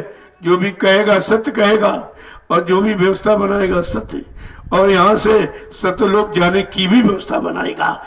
ये झूठ का संसार इससे निकालकर तुम्हें सच्चे देश पहुंचा देगा, उसको सतगुरु कहते हैं। कहा बिना सतगुरु और बिना सतगुरु की करनी, कि सच्चा ईमानदारी से रहो, जहां रहो सच्चा ईमानदारी से करो, सच्चा ईमानदारी से करो, तो तुम्हारे पर कोई किसी का कर्म कर्जा बोझा नहीं लगेगा। क्योंकि सतगुरु दरबार में तो लाखों जीवों का आता है, और तुमने वो सामान उठा लिया तो लाखों के कर्जदार बन गए। अब ये कर्जा चुकाने के लिए तुमको हजारों बार अभी जन्म लेना पड़ेगा, ऐसे कर्जे का भुगतान होता भी नहीं। तभी कहा गुरु से कपट और संगत से चोरी, और की वो निर्धन की वो कोड़ी। ये है तो ये परिणाम है उसका। लेकिन वो बेचारे जानते कहाँ, सत्संग सुनते नहीं, भजन करते नहीं, सेवा करते नहीं, रात दिन इसी चक्कर में रहते, कब धोखा देंगे, कब इनको मतलब यानी ऐसा करते वैसा करते। तो तुम कर नहीं सकते हो, तुम अपनी करनी बिगाड़ कर यहां से चले जाओगे और पाओगे कुछ नहीं, कुछ भी मिलने वाला नहीं आपको। आगे क्या करें कि कहाँ लग में कहूं उनको कोई नहीं मानता कहना।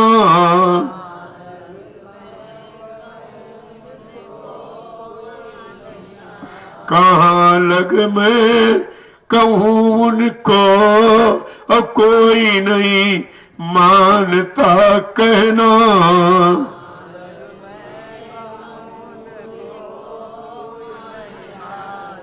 जब तुम्हारे सामने तुरंत कहता हूं तुम भूल जाते हो, तो पीछे कोई वचन याद रखोगे?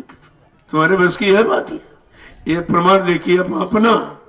अभी कहा जा रहा तुम वही नहीं कह पा रहे, वही तुमको याद नहीं हो पा रहा, तो इसके बाद तो तुम सब भूल जाओ। और यही हुआ, जो कुछ कहा गया बताया गया, किसी को कुछ नहीं मालूम।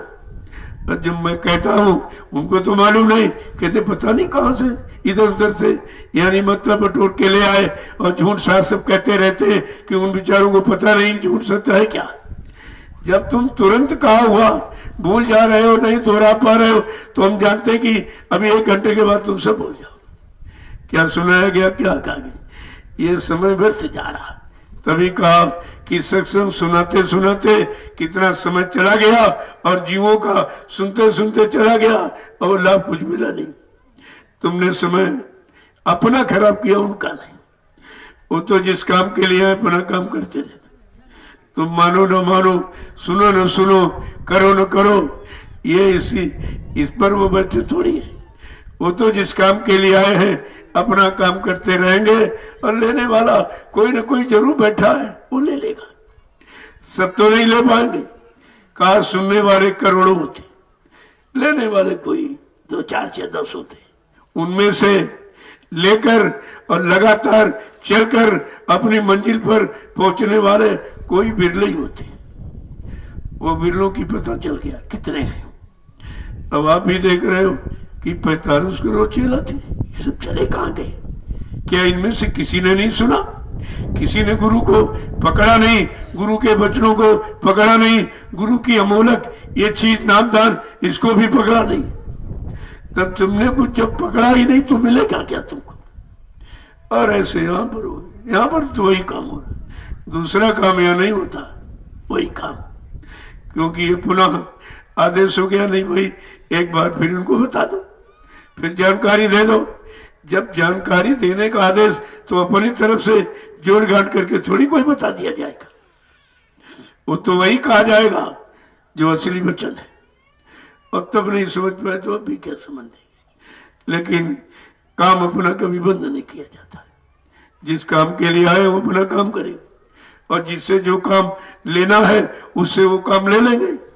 हम ये भी नहीं समझ पाएंगे किससे नाम लेना, किससे काम लेना है, उनका काम कौन कर सकता है, काम करने के लायक कौन है। अरे उसी को तो काम दिया जाएगा जिस पर विश्वास होगा।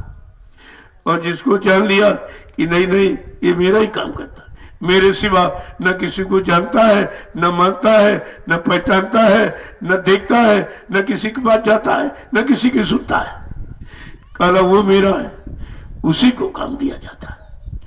आगे क्या कह रहे हैं समझा के, क्या कह रहे हैं कि हुए मन मुख फिरे जग में, हुए मन मुख फिरे जग में, वचन गुरु का नहीं माना।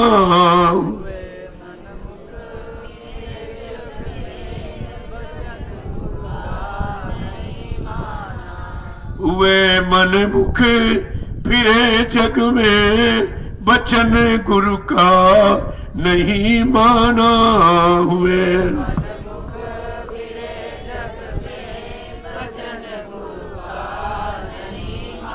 कहते ऐसे मनमुखी ऐसे संसार में मारे मारे घूमते रहते कि जो इस दर का नहीं रहा किसी दर का नहीं रहा, जो इस दर का नहीं होगा वो किसी दर का नहीं होगा। क्योंकि इसी दर पर तुम्हारी कदर है और किसी दर पर तुम्हारी कदर नहीं है।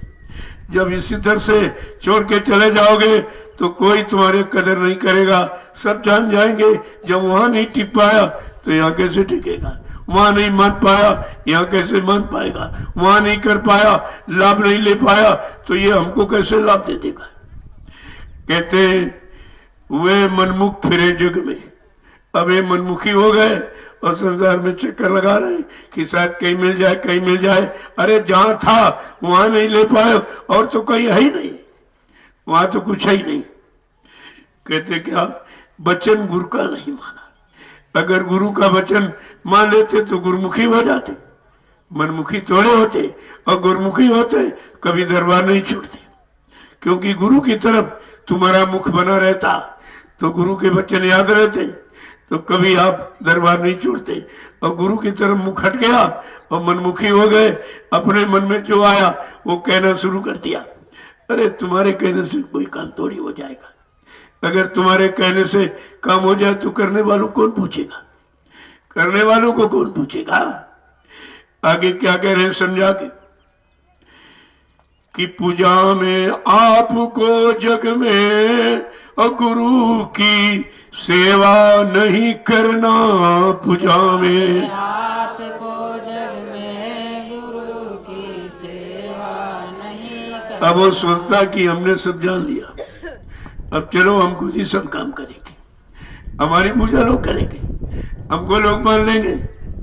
तो कहते कि करने निकले और गुरु को माना नहीं, गुरु के वचन माना नहीं तो तुझे कौन मान लेगा। अरे भाई हमको कोई नहीं मानता, अगर गुरु के वचन हम न कहते तो हमको कोई नहीं मानता। शरीर तो बहुत है संसार में, क्या शरीर को कोई मान रहा है? कहते नहीं, गुरु वचनों को कहा जा रहा है और गुरु वचनों को दर्शाया जा रहा और गुरु के वचनों के अनुसार किया जा रहा, कहना इसलिए माना जा रहा। जैसे आप मंदिर जाते तो मंदिर को कोई नहीं मानता, मंदिर की पूजा नहीं होती, पूजा मूर्ति की होती। अगर जिस मंदिर में मूर्ति न हो कोई नहीं जाएगा।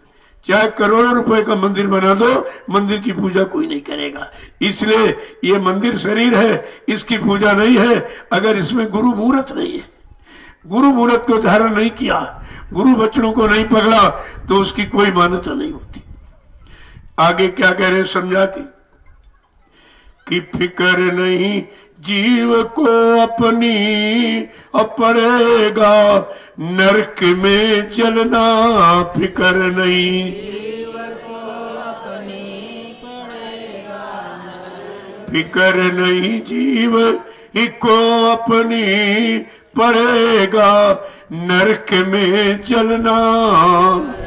जीव को अपनी पड़ेगा नरक में जलना। ऐसे मनमुखियों की उनको कोई अपनी फिक्र नहीं, अपने को तो बिल्कुल भूल गए। वो कहते फिक्र कुछ नहीं है और बार बार इन्हीं नरकों में आने जाने का कारण बना रहे, क्योंकि निंदालोचना बुराई ये नरक में आने का पहला साधन है।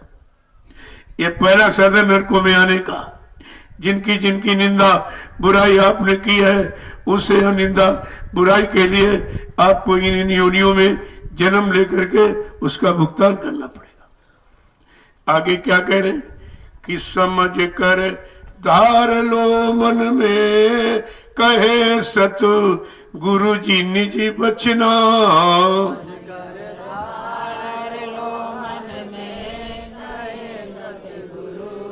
समझ कर धार लो मन में, कहे सतगुरु जी निज बचना।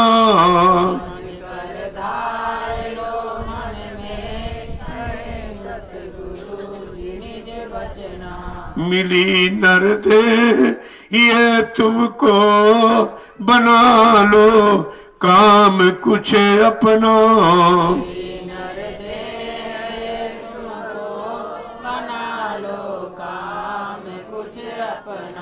बसो मत आ के इस जग में, जानियो रैन का सपना।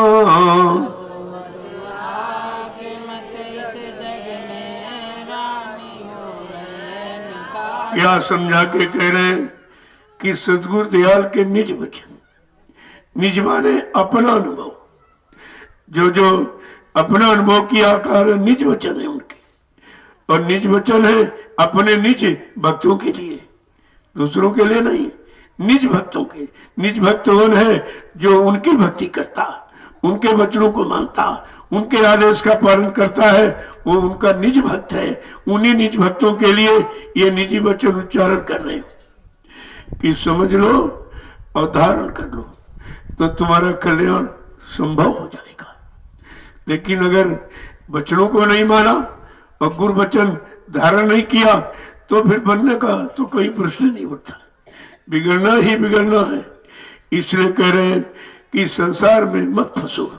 संसार के लिए तुम अच्छे वचनों को न छोड़ो और बुरे वचनों को न उच्चारण मत करो, नहीं पर यह तो तुम्हारा आना जाना कभी बंद नहीं होगा। अब ये काल के जीव हैं, अपनी काल की पूरी तैयारी कर रहे हैं और तुम समझते हो कि दयाल के पास आ गए तो काल के जीव के दयाल बन गए।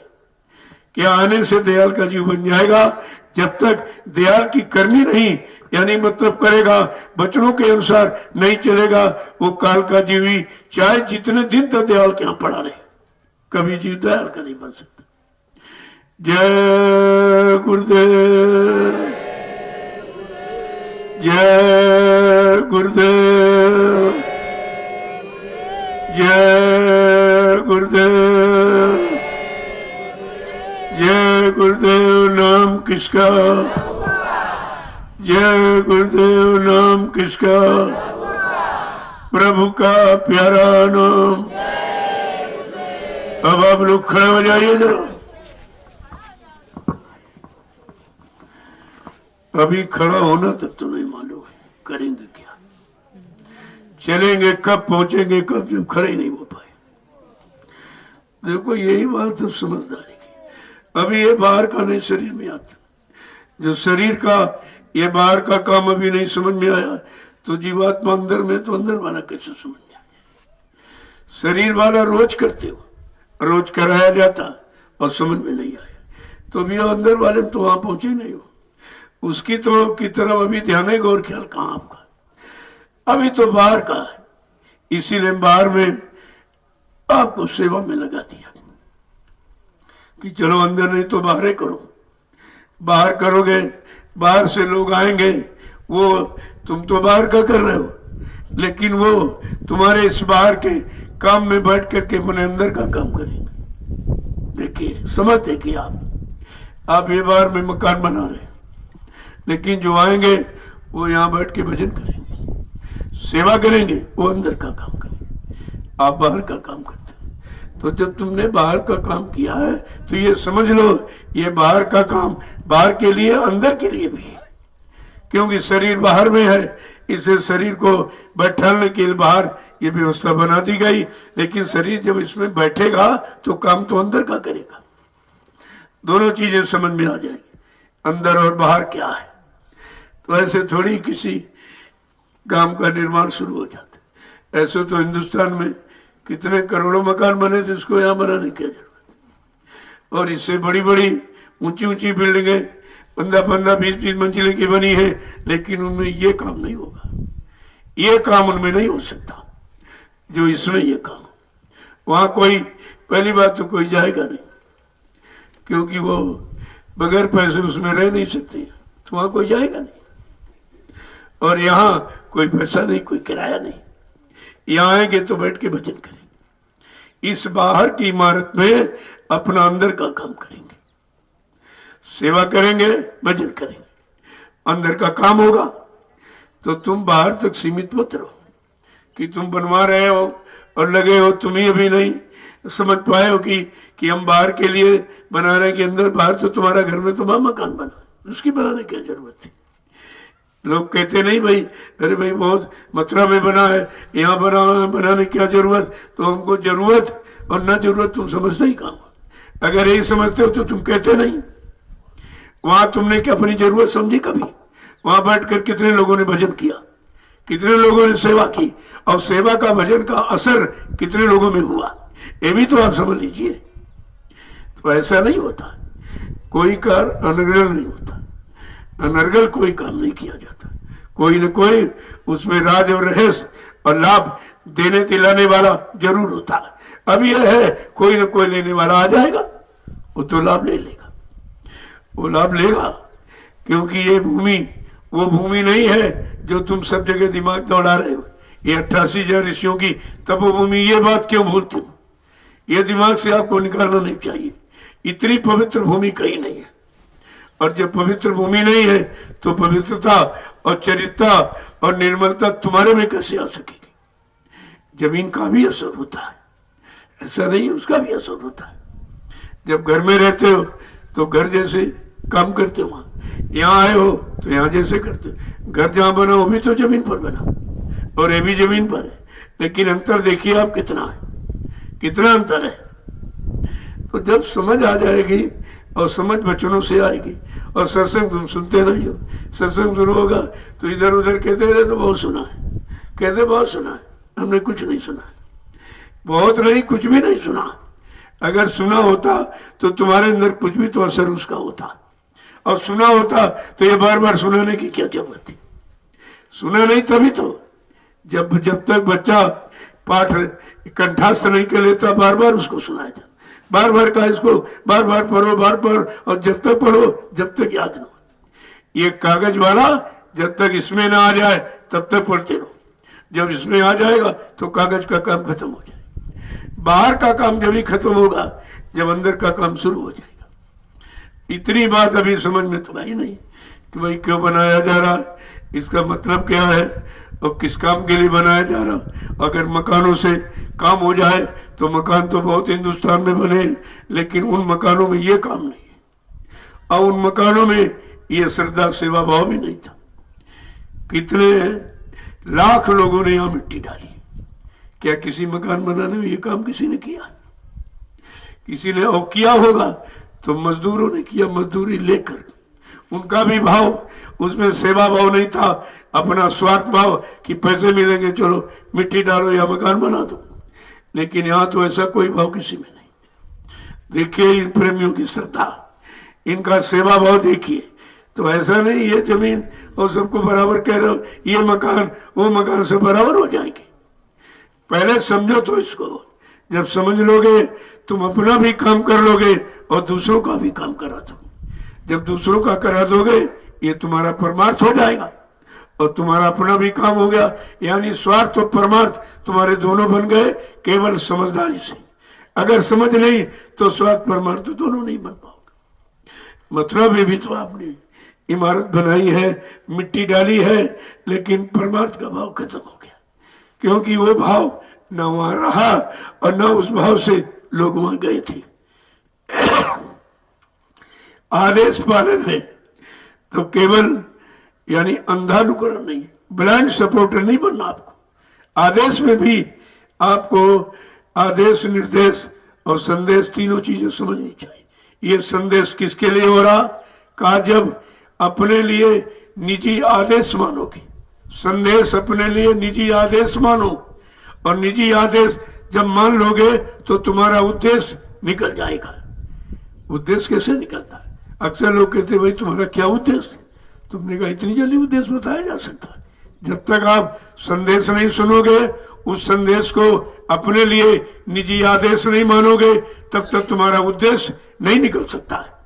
तो उद्देश्य पाने के लिए इतना आसान थोड़ी है। जय गुरुदेव, जय गुरुदेव, जय गुरुदेव। नाम किसका? जय गुरुदेव। नाम किसका? प्रभु का प्यारा नाम। जोर से बोले, सब मिल बोले, बोलना होगा अभी से बोले। दुख दर्द हरेंगे, सब कष्ट हरेंगे, सुख शांति भी देंगे। सबके दाता, सबके मालिक, प्रेम से बोले। ये नाम नहीं इंसान का, ये काम नहीं इंसान का। मेरे को ये भी आपको समझना चाहिए, जितने नाम आज तक उच्चारण किए गए वो नाम अपने तक सीमित थे। उन्हीं का इतिहास बना, उन्हीं का गुणानुवाद लोग कर रहे हैं। उस नाम ने किसी जीवात्मा का कल्याण नहीं कर पाया। नाम की भी महिमा आपको समझनी चाहिए। तभी तो गोस्वामी महाराज ने कहा, कोटि नाम संसार में तासे मुक्ति न होए, और आदि नाम जो गुप्त जब वो बूझे बिरला कोई। कहा करोड़ों नाम प्रचलित है भगवान के, लेकिन कोई नाम मुक्ति दिलाने वाला नहीं। कहा वो तो आदिकाल, जो आदिकाल से व्यवस्था बना दी गई थी कि जब तक सम्राट अनामी महाप्रभु और प्रभु नाम लेकर भूमंडल पर नहीं जाएगा, प्रभु नाम को जगाएगा और सिद्ध करेगा, और जगाया सिद्ध किया हुआ नाम जीवात्मा को जगाता है, और सुनाया और गाया बजाया वाला नाम जीवात्मा को नहीं जगा सकता। ये भी आपको जानकारी रखनी चाहिए कि हर नाम की महिमा क्या है, हर नाम का काम क्या है। तो ये तो अभी आप सुनते नहीं हो। न उधर के वो नाम पिछले नहीं मालूम, नहीं मतलब न वर्तमान वाला। इसमें भी अगर मालूम होता तो कि जय गुरुदेव नाम प्रभु का है और सर्व सत्ता है और सत्ताधारी यही है, तो क्या लोग दरबार छोड़ के कभी जाते? लेकिन सब भग गए। तो किसी ने प्रभु नाम की महिमा, जय गुरुदेव नाम की महिमा किसने जानी? अभी कहने का मतलब है कि कहना और सुनना तो बड़ा सरल, लेकिन करना और करके लाभ प्राप्त करना उतना ही कठिन है। और हमें आपको लाभ प्राप्त करने के लिए तो ये नाम दिया गया और लाभ अभी प्राप्त नहीं कर पाए। इसलिए मतलब है हमने नाम की महिमा भी नहीं जान पाई कि नाम किस काम के लिए आया है, और उसी अनुसार हमको भी अपने काम करने पड़ेंगे, हमको अपनी रहनी गहनी, हमको अपने विचार बदलने पड़ेंगे, तब हम नाम का लाभ पा सकते हैं। ऐसे नहीं नाम मिलेगा। तो कहा नहीं कि नाम लेत भव सिंधु सुखाई, करो विचार सुजन मन माई। ऐ सज्जनों मन में विचार करो, वो कौन सा नाम है तो दुख के सागर को खत्म कर देगा, सुखा देगा। वो नाम कौन सा? यहां तो दुख का सागर नहीं सूखा, कुछ भक्तों का सूखा। जो पिछले नाम आए उनमें विभीषण का दुख सूख गया, लेकिन रावण का दुख तो चला गया। उसको कहाँ मिला? उसको सुख कहाँ मिला? देखिए, नाम की भी महिमा अलग अलग। तभी का भाव कुभाव अलग अलग समूह, और नाम जपत मंगल तीर्थ समूह। भाव कुभाव में कैसे भी नाम लिया जाए वो दोनों तरफ काम करेगा। नाम कभी खराब अच्छा नहीं देखता है, नाम कभी भक्त और पापी नहीं देखता है, दोनों का काम करता। वो नाम है, वो नाम असली नाम होता है। तो जितने नाम अभी तक आए, अगर वो सब असली होते तो ये क्यों नहीं खा जाता कि कोटि नाम संसार में था से मुक्ति न हुई। करोड़ों नाम जो आए उनसे किसी की मुक्ति नहीं हुई। वो मुक्ति दिलाने वाले नहीं नाम थे, वो अपने काम करने वाले ना। अपना काम किया और अपना इतिहास बना और उनकी लोग पूजा कर रहे, लेकिन और तो किसी की पूजा नहीं हो रही। कहा जिस नाम से सबका काम, सबका सुधार, सबका उद्धार, वो नाम का मुक्ति देने वाला नाम होता। और तभी तो कहा था बच्चा, जन जन की जबान पर जब जय गुरुदेव नाम आएगा, सच्ची स्वतंत्रता का मानो तब आनंद उठाएगा। क्या किसी नाम ने ये बताया कि जन जन की जबान पर नाम जाएगा? कितने लोग नाम ले पाए? कितने लाखों बरस से ऊपर हो गया राम नाम सुने बताए, लेकिन दक्षिण भारत में आज भी रावण की पूजा होती, वहां राम नाम कोई नहीं लेता। सब जगह नहीं हो पाया। और इधर क्या है कि जन जन की जबान पर जब जय गुरुदेव नाम आएगा और सच्ची स्वतंत्रता का मानो तब आनंद उठाएगा। जब तक जन जन की जबान पर ये नाम नहीं आएगा तब तक सच्ची आजादी और सच्ची स्वतंत्रता और सच्चा लाभ नहीं मिल पाएगा। तो बात तो समझने की है। और कहा अगर किसी ने उल्टा कुछ करना सोचा, जय गुरुदेव मिटाने वाला स्वयं वही मिट जाएगा। अगर इस जय गुरुदेव नाम के खिलाफ कोई काम करेगा तो मिट जाएगा। ये खिलाफ है जो निंदा आलोचना बुराई के खिलाफ, नहीं तो क्या अच्छा करते हैं? क्या खिलाफ नहीं तो क्या ये मतलब नाम के अनुकूल कार्य करते हैं? क्या इस नाम ने यही सिखाया आपको कि निंदा बुराई चुगली करना और इनकी गंदगी उनकी गंदगी उठाना? कहा नहीं, इस नाम से तुम्हारे सारे कर्मों की गंदगी ही खत्म हो जाएगी अगर नाम लेना सीख जाओ। तुम नाम के अनुसार अपनी रहनी गहनी बनाओ, तब ये नाम तुम्हारा काम करेगा। ऐसे थोड़ी कुछ हो जाएगा। जय गुरुदेव, जय गुरुदेव, जय गुरुदेव। नाम किसका? प्रभु का प्यारा नाम। अब आप अपनी अपनी सेवा में चलो। 2 दिन आपको और मौका मिल गया। देखो लॉकडाउन फल गया, ये लग गया तो 2 दिन सत्संग और मिल जाएगा। तुम्हारा कौन सा नुकसान है? अरे जो लाभ लेने वाले हर स्थिति परिस्थिति में लाभ ले लेते, कैसी स्थिति परिस्थिति खराब क्यों ना हो उसमें भी अपना काम बना लेते। तो ये तो फल गया। देखिए लॉकडाउन न लगता, प्रेमियों को सेवा मिलती है। ये हमारे राजमिस्त्री 1000 रुपए रोज तनख्वाह पाने वाले ये थोड़ी यहाँ आते, ये कहीं कमाई करते होते। तो देखो कितना बड़ा फल गया कि तुमको परमार्थ का मौका मिल गया, सेवा का मौका मिल गया। और वो सेवा आपने की है। मकान तो जिंदगी में बहुत बनाए और तमाम बनाएंगे, लेकिन उन मकानों में ये काम नहीं होगा जो ये मकान आप बना रहे। इसमें तुम्हारा तो लाभ है ही, लेकिन तुम्हारे इस बनाए इमारत में भविष्य में कितने लाखों लोग आएंगे, वो सब बैठ के भजन करेंगे और सेवा करेंगे, उनका भी काम होगा। और जितने मकान तुमने आज तक बनाए या भी जीवन में बनाओगे, उन मकानों में न कोई भजन करेगा न कोई सेवा करेगा, यह काम उनमें नहीं होगा। इसलिए ऐसा नहीं, मकान मकान का भी फर्क होता है। जैसे ये मकान है, सबके बाद मनुष्य शरीर मकान है कि क्या सब एक ही काम कर रहे हैं? क्या सबका कल्याण होगा इस मकान में, या सब कल्याण की तरफ जा रहे हैं? तो मकान मकान की कीमत होती है और मकान मकान का काम होता है। जय गुरुदेव। अब ये तो लाभ लोगों को बाद में दिखाई देगा, जब कभी आएंगे तब यही कहेंगे जब ये मकान बना था, मैंने इसमें सेवा की थी, मैंने अपनी गाड़ी कमाई इसमें कुछ लगाई थी। और जब लोग तुम्हारे साथ नए लोग आएंगे कहेंगे क्या जो मकान में तुमने मिट्टी डाली थी? कहा हाँ मिट्टी मैंने डाली थी भाई, मैंने रुपए 2 रुपए अपनी गाड़ी कमाई इसमें लगाई थी। कहा बड़े भाग्यशाली थे भाई, वो समय आपको मिल गया तो हम लोग तो बनी बनाई व्यवस्था में आए, अब बताओ हम अपनी सेवा कहाँ लगाए? न शरीर की सेवा लग पाएगी, न धन की सेवा लग पाएगी, न समय की सेवा लग पाएगी, तो पश्चाताप होता है। और ये कितना बड़ा काम हुआ, अब प्रेमियों ने कितने उत्साह से किया, जबकि कितनी यानी मतलब गर्मी थी, कितनी धूप थी।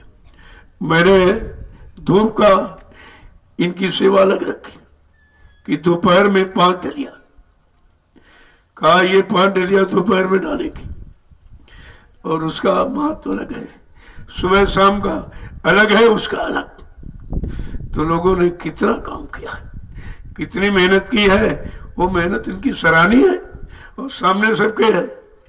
ये भी नहीं कहीं अरे मेहनत तो सभी लोग करते, अपने घर में नहीं मेहनत करते, परिवार की सेवा, बाल बच्चों की सेवा करते, उसी में सारा जीवन खपा दिया आपने और मिला कुछ नहीं, उसमें परमार्थ नहीं मिलेगा। तुम सारी जिंदगी खपा दी और जितना शरीर की ताकत सब लगा दी, जो पैदा किया वो भी लगा दिया, लेकिन परमार्थी लाभ नहीं मिला। और इसमें थोड़ा बहुत किया, परमार्थी लाभ बन गया। तो सेवा सेवा का भी फर्क है, ऐसा नहीं है। सेवा तो सभी लोग करते हैं, परिवार की सेवा, बाल बच्चों की सेवा, नौकरी करते हो तो मतलब देश की, समाज की सेवा करते हो, लेकिन ये परमार्थी सेवा उनमें शामिल नहीं है। वो तुम्हारी निजी स्वार्थ पेट भरने की, परिवार पालन की सेवा है, और ये तुम्हारी परमार्थी सेवा है। तो इसमें तो समय आपको देना चाहिए ज्यादा, लेकिन जब समझ में आ जाएगी तब तो आप दे पाओगे, या संस्कार बनेगा तभी आप कर पाओगे, और संस्कार बनने का समय तब आप दूरी बढ़ाते हो। नहीं भाई इतना समय नहीं दे पाएंगे, तो परिवार के लिए कभी नहीं कहते इतना समय नहीं दे पाएंगे, वहां तो रातों दिन लगे, जबकि मिलना कुछ नहीं, किसी को नहीं मिला। तुम्हारे पहले जो परिवार सेवा करके उनको क्या मिला, चले गए बेचारे खाली। तो स्वार्थ और परमार्थ में जमीन आसमान का अंतर होता है। स्वार्थ की सेवा तो सभी लोग लगे उसी में, परिवार बाल बच्चे का इनकी में कहते नहीं भाई परिवार की सेवा हम करते, हाँ सेवा तो आप करते हो, कौन कहता नहीं करते, लेकिन उस सेवा में परमार्थी सेवा नहीं, परमार्थी लाभ नहीं। तुमने मकान बनाया, क्या दूसरे को थोड़ी तो रहने दोगे, और रहने दोगे तो किराया लोगे, ऐसे नहीं रहने दोगे। इस मकान उस मकान में फर्क हुआ कि नहीं हुआ? तो ऐसा नहीं है कि हर जगह कुछ न कुछ अंतर आपको जरूर मिलेगा, और इसीलिए इन सेवाओं के लिए इतना आग्रह किया जाता कि भाई कुछ न कुछ समय जरूर दो। समय तो तुम्हारा जा रहा, लेकिन परमार्थ में नहीं जा रहा, इसलिए कोई न कोई रास्ता मतलब निकाल लिया जाता। वसीले जरिया बहुत जरूरी होता है, नहीं तो बेचारे जो तो कुछ जानते नहीं कि परमार्थ सेवा कहाँ करेंगे, कहाँ करें, कहाँ करने लगे जाके परमार्थ सेवा। कहते परमार्थ सेवा का कोई न कोई तरीका बताया जाएगा, कोई जगह निश्चित की जाएगी, जिस जगह पर लाखों लोग आएंगे जाएंगे तब तो तुम्हारा परमार्थ का लाभ मिलेगा। और जहाँ कोई न जाए, तमाम मंदिर बने, तमाम धर्मशाला गुरुद्वारे, कोई नहीं जाता, खाली पड़े, कोई पूजा करने वाला नहीं। तो अगर उसमें कोई परमार्थी लोगों की सेवा लगी होती तो निश्चित परमार्थ लोग करते। और सेवा ऐसी थी, वो नंबर 2 की कमाई, बड़े बड़े सेठ साहूकार जनता का खून चूसते रहे और कर टैक्स लेते रहे, और उसी से कोष से मंदिर बनवा दिया, वो बना पड़ा, वो कोई नहीं जाता, क्योंकि उसमें भाव नहीं। भाव में भक्ति होती, जब भाव नहीं तो भक्ति कहां से आई? जय गुरुदेव। अब आप लोग चलिए, आज कोई नहीं जाएगा, आज जाने का मुहूर्त नहीं आपका, तो यहाँ जितना समय निकल जाए वही तुम्हारा है, और बाकी तो तुम बर्बाद कर ही रहे हो। ये रात दिन बर्बाद ही हो रहा समय, जिसको तुम सच्ची मानता दिए बैठे हो वो समय बर्बाद हो। उस समय वहां खर्च करने से आपको कुछ मिलने वाला नहीं, और यहाँ जो समय आपका खर्च हो जाएगा तो मिलना सब है, तुमको भी मिल रहा है, तुम्हारा बचाव हो रहा।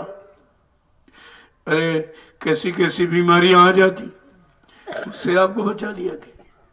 कहीं दुर्घटना कोई इस तरह का होना, उससे आपको बचा लिया जाता।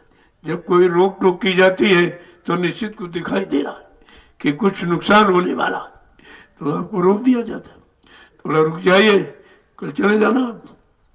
तो कोई ना कोई मसलत होती है, कोई ना कोई राज रहस्य होता है। ऐसे थोड़ी भाई हमको रोकने से हमें क्या मिलेगा, आपको यहाँ रोकने से हमको थोड़ी कुछ मिलेगा, आपको मिलना है। और आपको कैसे मिलेगा वो तरीका बना दिया जाता है। जय गुरुदेव। अब आप लोग चलिए, कोई ना कोई सेवा जरूर मिल जाएगी, उसको आप कर लीजिए, और नहीं तो चुपचाप बैठ के भजन करो, क्योंकि घर में तुम भजन भी नहीं कर सकते। गृह कारज नाना जंजाला, गृहस्थी में इतने जंजाल है, वहां भजन कैसे कर सकते। और यहाँ तुम्हारा कोई जंजाल नहीं है, सारे जंजालों से अलग होने की यहाँ व्यवस्था है। यहाँ जंजाल में फंसा नहीं जाता। जंजालों से कैसे निकलोगे, तो बिना सेवा के तो कोई निकल ही नहीं सकता। वैसे भजन से निकल सकता जी, लेकिन भजन कर नहीं सकते, मन आपका साथ नहीं देगा, तन मन कुछ भी साथ नहीं देता, तो भजन तो नहीं हो पाएगा। कहा चलो सेवा में लग जाओ, जो समय तुम्हारा यहाँ निकल जाएगा वही तुम्हारा है, और बाकी तो तुम्हारा जा रहा। रात दिन सुबह शाम में तो समय तो आप घुमा रहे हो, कर क्या रहे और नुकसान कर रहे हो। और वही समय यहाँ लग रहा, यहाँ समय की तुलना उस समय से कीजिए, तुम्हारी समझ में सब आ जाएगा। भाई वहां तुम अपने इच्छा अनुसार 8-9 बजे लग सोते ही रहते, यहाँ 4 बजे घंटा बजेगा कि भाई जगना जरूर है। देखिए जगना जरूर है, और जगना तो करना क्या, करना भजन करना। अगर वहां जग भी गए तो कहते जल्दी चलो कुछ काम और कर लेंगे, तो वहां काम की बात है, काम दाम की कमाई, लेकिन नाम की कमाई वहां नहीं लागू भाई, वहां दाम की कमाई लागू, या नाम की कमाई लागू। घंटा संग बजा, पर उठ के बैठ गए और 1 घंटे आपने बैठ के भजन किया। चलो 1 घंटे में 10-15 मिनट तो किया है, पूरा समय तो नहीं दे सकते हो, लेकिन जब रोज इसी तरह से आदत बना दी जाएगी, आदत ही इबादत बताती है, इबादत आदत ही सिखाती। जब कोई आदत बना लो, मान लो 4 बजे जगने लगे, तो धीरे धीरे कहोगे अरे 4 बजे जो जग रहे हैं, चलो कुछ भजन ही करें बैठ के, धीरे धीरे आप करने लगोगे। तो यहाँ के रहन सहन और घर के रहन सहन में अंतर है, यहाँ के काम घर के काम में अंतर है, यहाँ की सेवा और घर की सेवा में फर्क है, ऐसा नहीं। और घर के भोजन, यहाँ भंडारे के भोजन में अंतर है, यहाँ सब आपको अंतर ही मिलेगा, क्योंकि तुमको अंतर कराने के लिए ही तो तैयारी की जा रही। किसी तरह तुम बदल जाओ और तुम्हारा ये खान पान और तुम्हारा ये सोचना और समझना करना कराना सब बदल जाए, यही तो परिवर्तन की निशानी है। और परिवर्तन क्या हो, कोई सर नीचे पैर ऊपर थोड़ी कर दिए जाए। परिवर्तन का मतलब ये नहीं है केवल विचारों में, तुम्हारी सोच में, तुम्हारे भाव में, तुम्हारे खान पान में, तुम्हारी रहनी गहनी में ये परिवर्तन करा दिया जाएगा, और परिवर्तन देखने के लायक आप बन जाओगे। जय गुरुदेव। अब आप चलिए सेवाओं में, मैं आपसे वहीं मिलूंगा, तो रोज ही मिलता हूँ, संदेश भी हो जाता है और आपसे आपका दर्शन भी करता हूँ, क्योंकि जो सेवा करता है उसका दर्शन सबसे महत्वपूर्ण होता है। बाकी दर्शन तो कुछ नहीं, बाकी तुम क्या दर्शन करो, अरे दर्शन तो सेवा का हो। सबसे सेवक धर्म कठोरा और सिर भर चले धर्म मसमोरा, और सेवक वही जो करे सेवकाई और हरि करनी सो करे लड़ाई। कहना सेवक वो है जो सेवा करे, ये थोड़ी है कि निंदा चुगली बुराई, ये लड़ाई झगड़े वाला काम कर रहा, उसे सेवक मानेंगे आप। तो अभी तो सेवक की परिभाषा नहीं मालूम कि सेवक की करनी क्या है, सेवक किसे कहा जाता है, कौन सी सेवा करने से लाभ मिलता है, कौन सी सेवा करने से नुकसान। अब मेहनत बेचारे रात दिन कर रहे तो निंदे बुराई में जुटे पड़े, वो भी तो मेहनत कर रहे, लेकिन वो मेहनत किस काम की, वो सेवा किस काम की, वो समय खर्च कर रहे किस काम का, वो शरीर और समय की ताकत बर्बाद कर रहे किस काम में, बनने में कि बिगड़ने में। कि बिगाड़ने में? कोई किसी को नहीं बिगाड़ सकता, अपने को बिगाड़।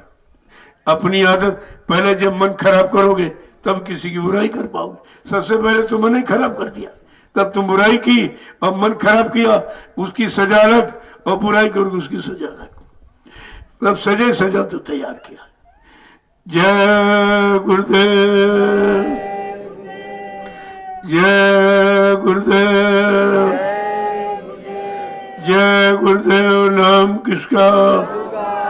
जय गुरुदेव। नाम किसका? प्रभु का प्यारा नाम। अब आप लोग चलिए अपनी अपनी सेवा। कोई विशेष जरूरत से तो आ जा ही नहीं सकते, लॉकडाउन है 2 दिन आजकल। कोई विशेष इमरजेंसी है तो मैं मिल लेता हूँ, वहाँ लोगों से मिल लिया जाता, ऐसे नहीं है। लेकिन अब एक एक 2-2 करके आते रहोगे, पूरा दिन खराब करोगे, मतलब कुछ नहीं निकलेगा। तो मैंने एक सामूहिक आपके दर्शन करने का समय बता दिया, वहाँ 6 बजे आपसे, और वहाँ संदेश भी हो जाएगा और दर्शन प्रसाद दोनों काम आपके हो जाए। ये दोनों काम देखो, सब तरफ से लाभ ही लाभ है। यहाँ नुकसान का तो प्रश्न ही नहीं, क्योंकि नुकसान करने की जगह नहीं है। यहाँ कभी नुकसान किसी ने किया नहीं। जब 88,000 ऋषियों ने तपस्या किया तो उन्होंने नुकसान किया कि लाभ? ये लाभ के लिए भूमि बना दी। कहा तपस्या तो कर गए वो, लेकिन इस तपोभूमि का लाभ कौन लेगा? वो तो गोस्वामी महाराज, तो संत महापुरुषों को मालूम। तो संत गोस्वामी जी महाराज ने रामचरितमानस के उत्तरकांड में लिख दिया, इस नैमिषारण्य की तपोभूमि का लाभ किनको मिलेगा? तीर्थवर नैमिष विख्याता अति पुनीत साधक सुखदाता। ये नैमिषारण्य तीर्थों का तीर्थ है और ये अत्यंत पावन पुनीत 88,000 ऋषियों की तपोभूमि है। यहाँ जब कोई साधक आएंगे, कोई साधना करेंगे, कोई पंडा पुजारियों के लिए नहीं लिखा था, कहा जब कोई साधक आएंगे उनको सुख शांति मिलेगी। ये सुख शांति उनको मिलेगी जो यहाँ साधना करेंगे। कितने युगों की बात ये अवसर मिला, लेकिन वो असर खत्म नहीं हुआ। जो महिमा थी वो महिमा कोई यानी खराब नहीं कर पाया और कोई लाभ भी नहीं ले पाया, कि वो लाभ जिनके लिए है जब वो आएंगे उन्हीं को लाभ मिलेंगे, और आएंगे वो काम करेंगे। तो इस पर साधना तो किसी ने की नहीं थी, क्योंकि नाम का आधार नहीं मिला और समय का नाम नहीं मिला। अब कलयुग में तो पूजा पाठ लिखा नहीं, कलयुग में तो साफ साफ कहा कलयुग योग यज्ञ नहीं जाना और एक आधार नाम गुण गाना। कलयुग में योग जब तक पूजा पाठ ही नहीं, केवल एक नाम का आधार। तो बता दिया, यही कलिकार न साधन दूजा, मन कर्म वचन गुरु पद पूजा। कितना साफ साफ लिखा। इस कलयुग में कोई साधन, कोई साधना, कोई नियम नहीं है। मनसा वाचा कर्मणा, अपने सदगुरु के वचनों का पालन करो और सब लाभ आपको मिल जाए। उनके वचनों के पालन में सब लाभ, भौतिक लाभ, आध्यात्मिक लाभ, इधर का उधर का, कहा सारा लाभ उनके वचनों में रखा है। लेकिन पालन करना सीख जाओ जब तो। जय गुरुदेव। अब आप चलिए अपनी अपनी सेवा। मैं आपका दर्शन नहीं करूंगा।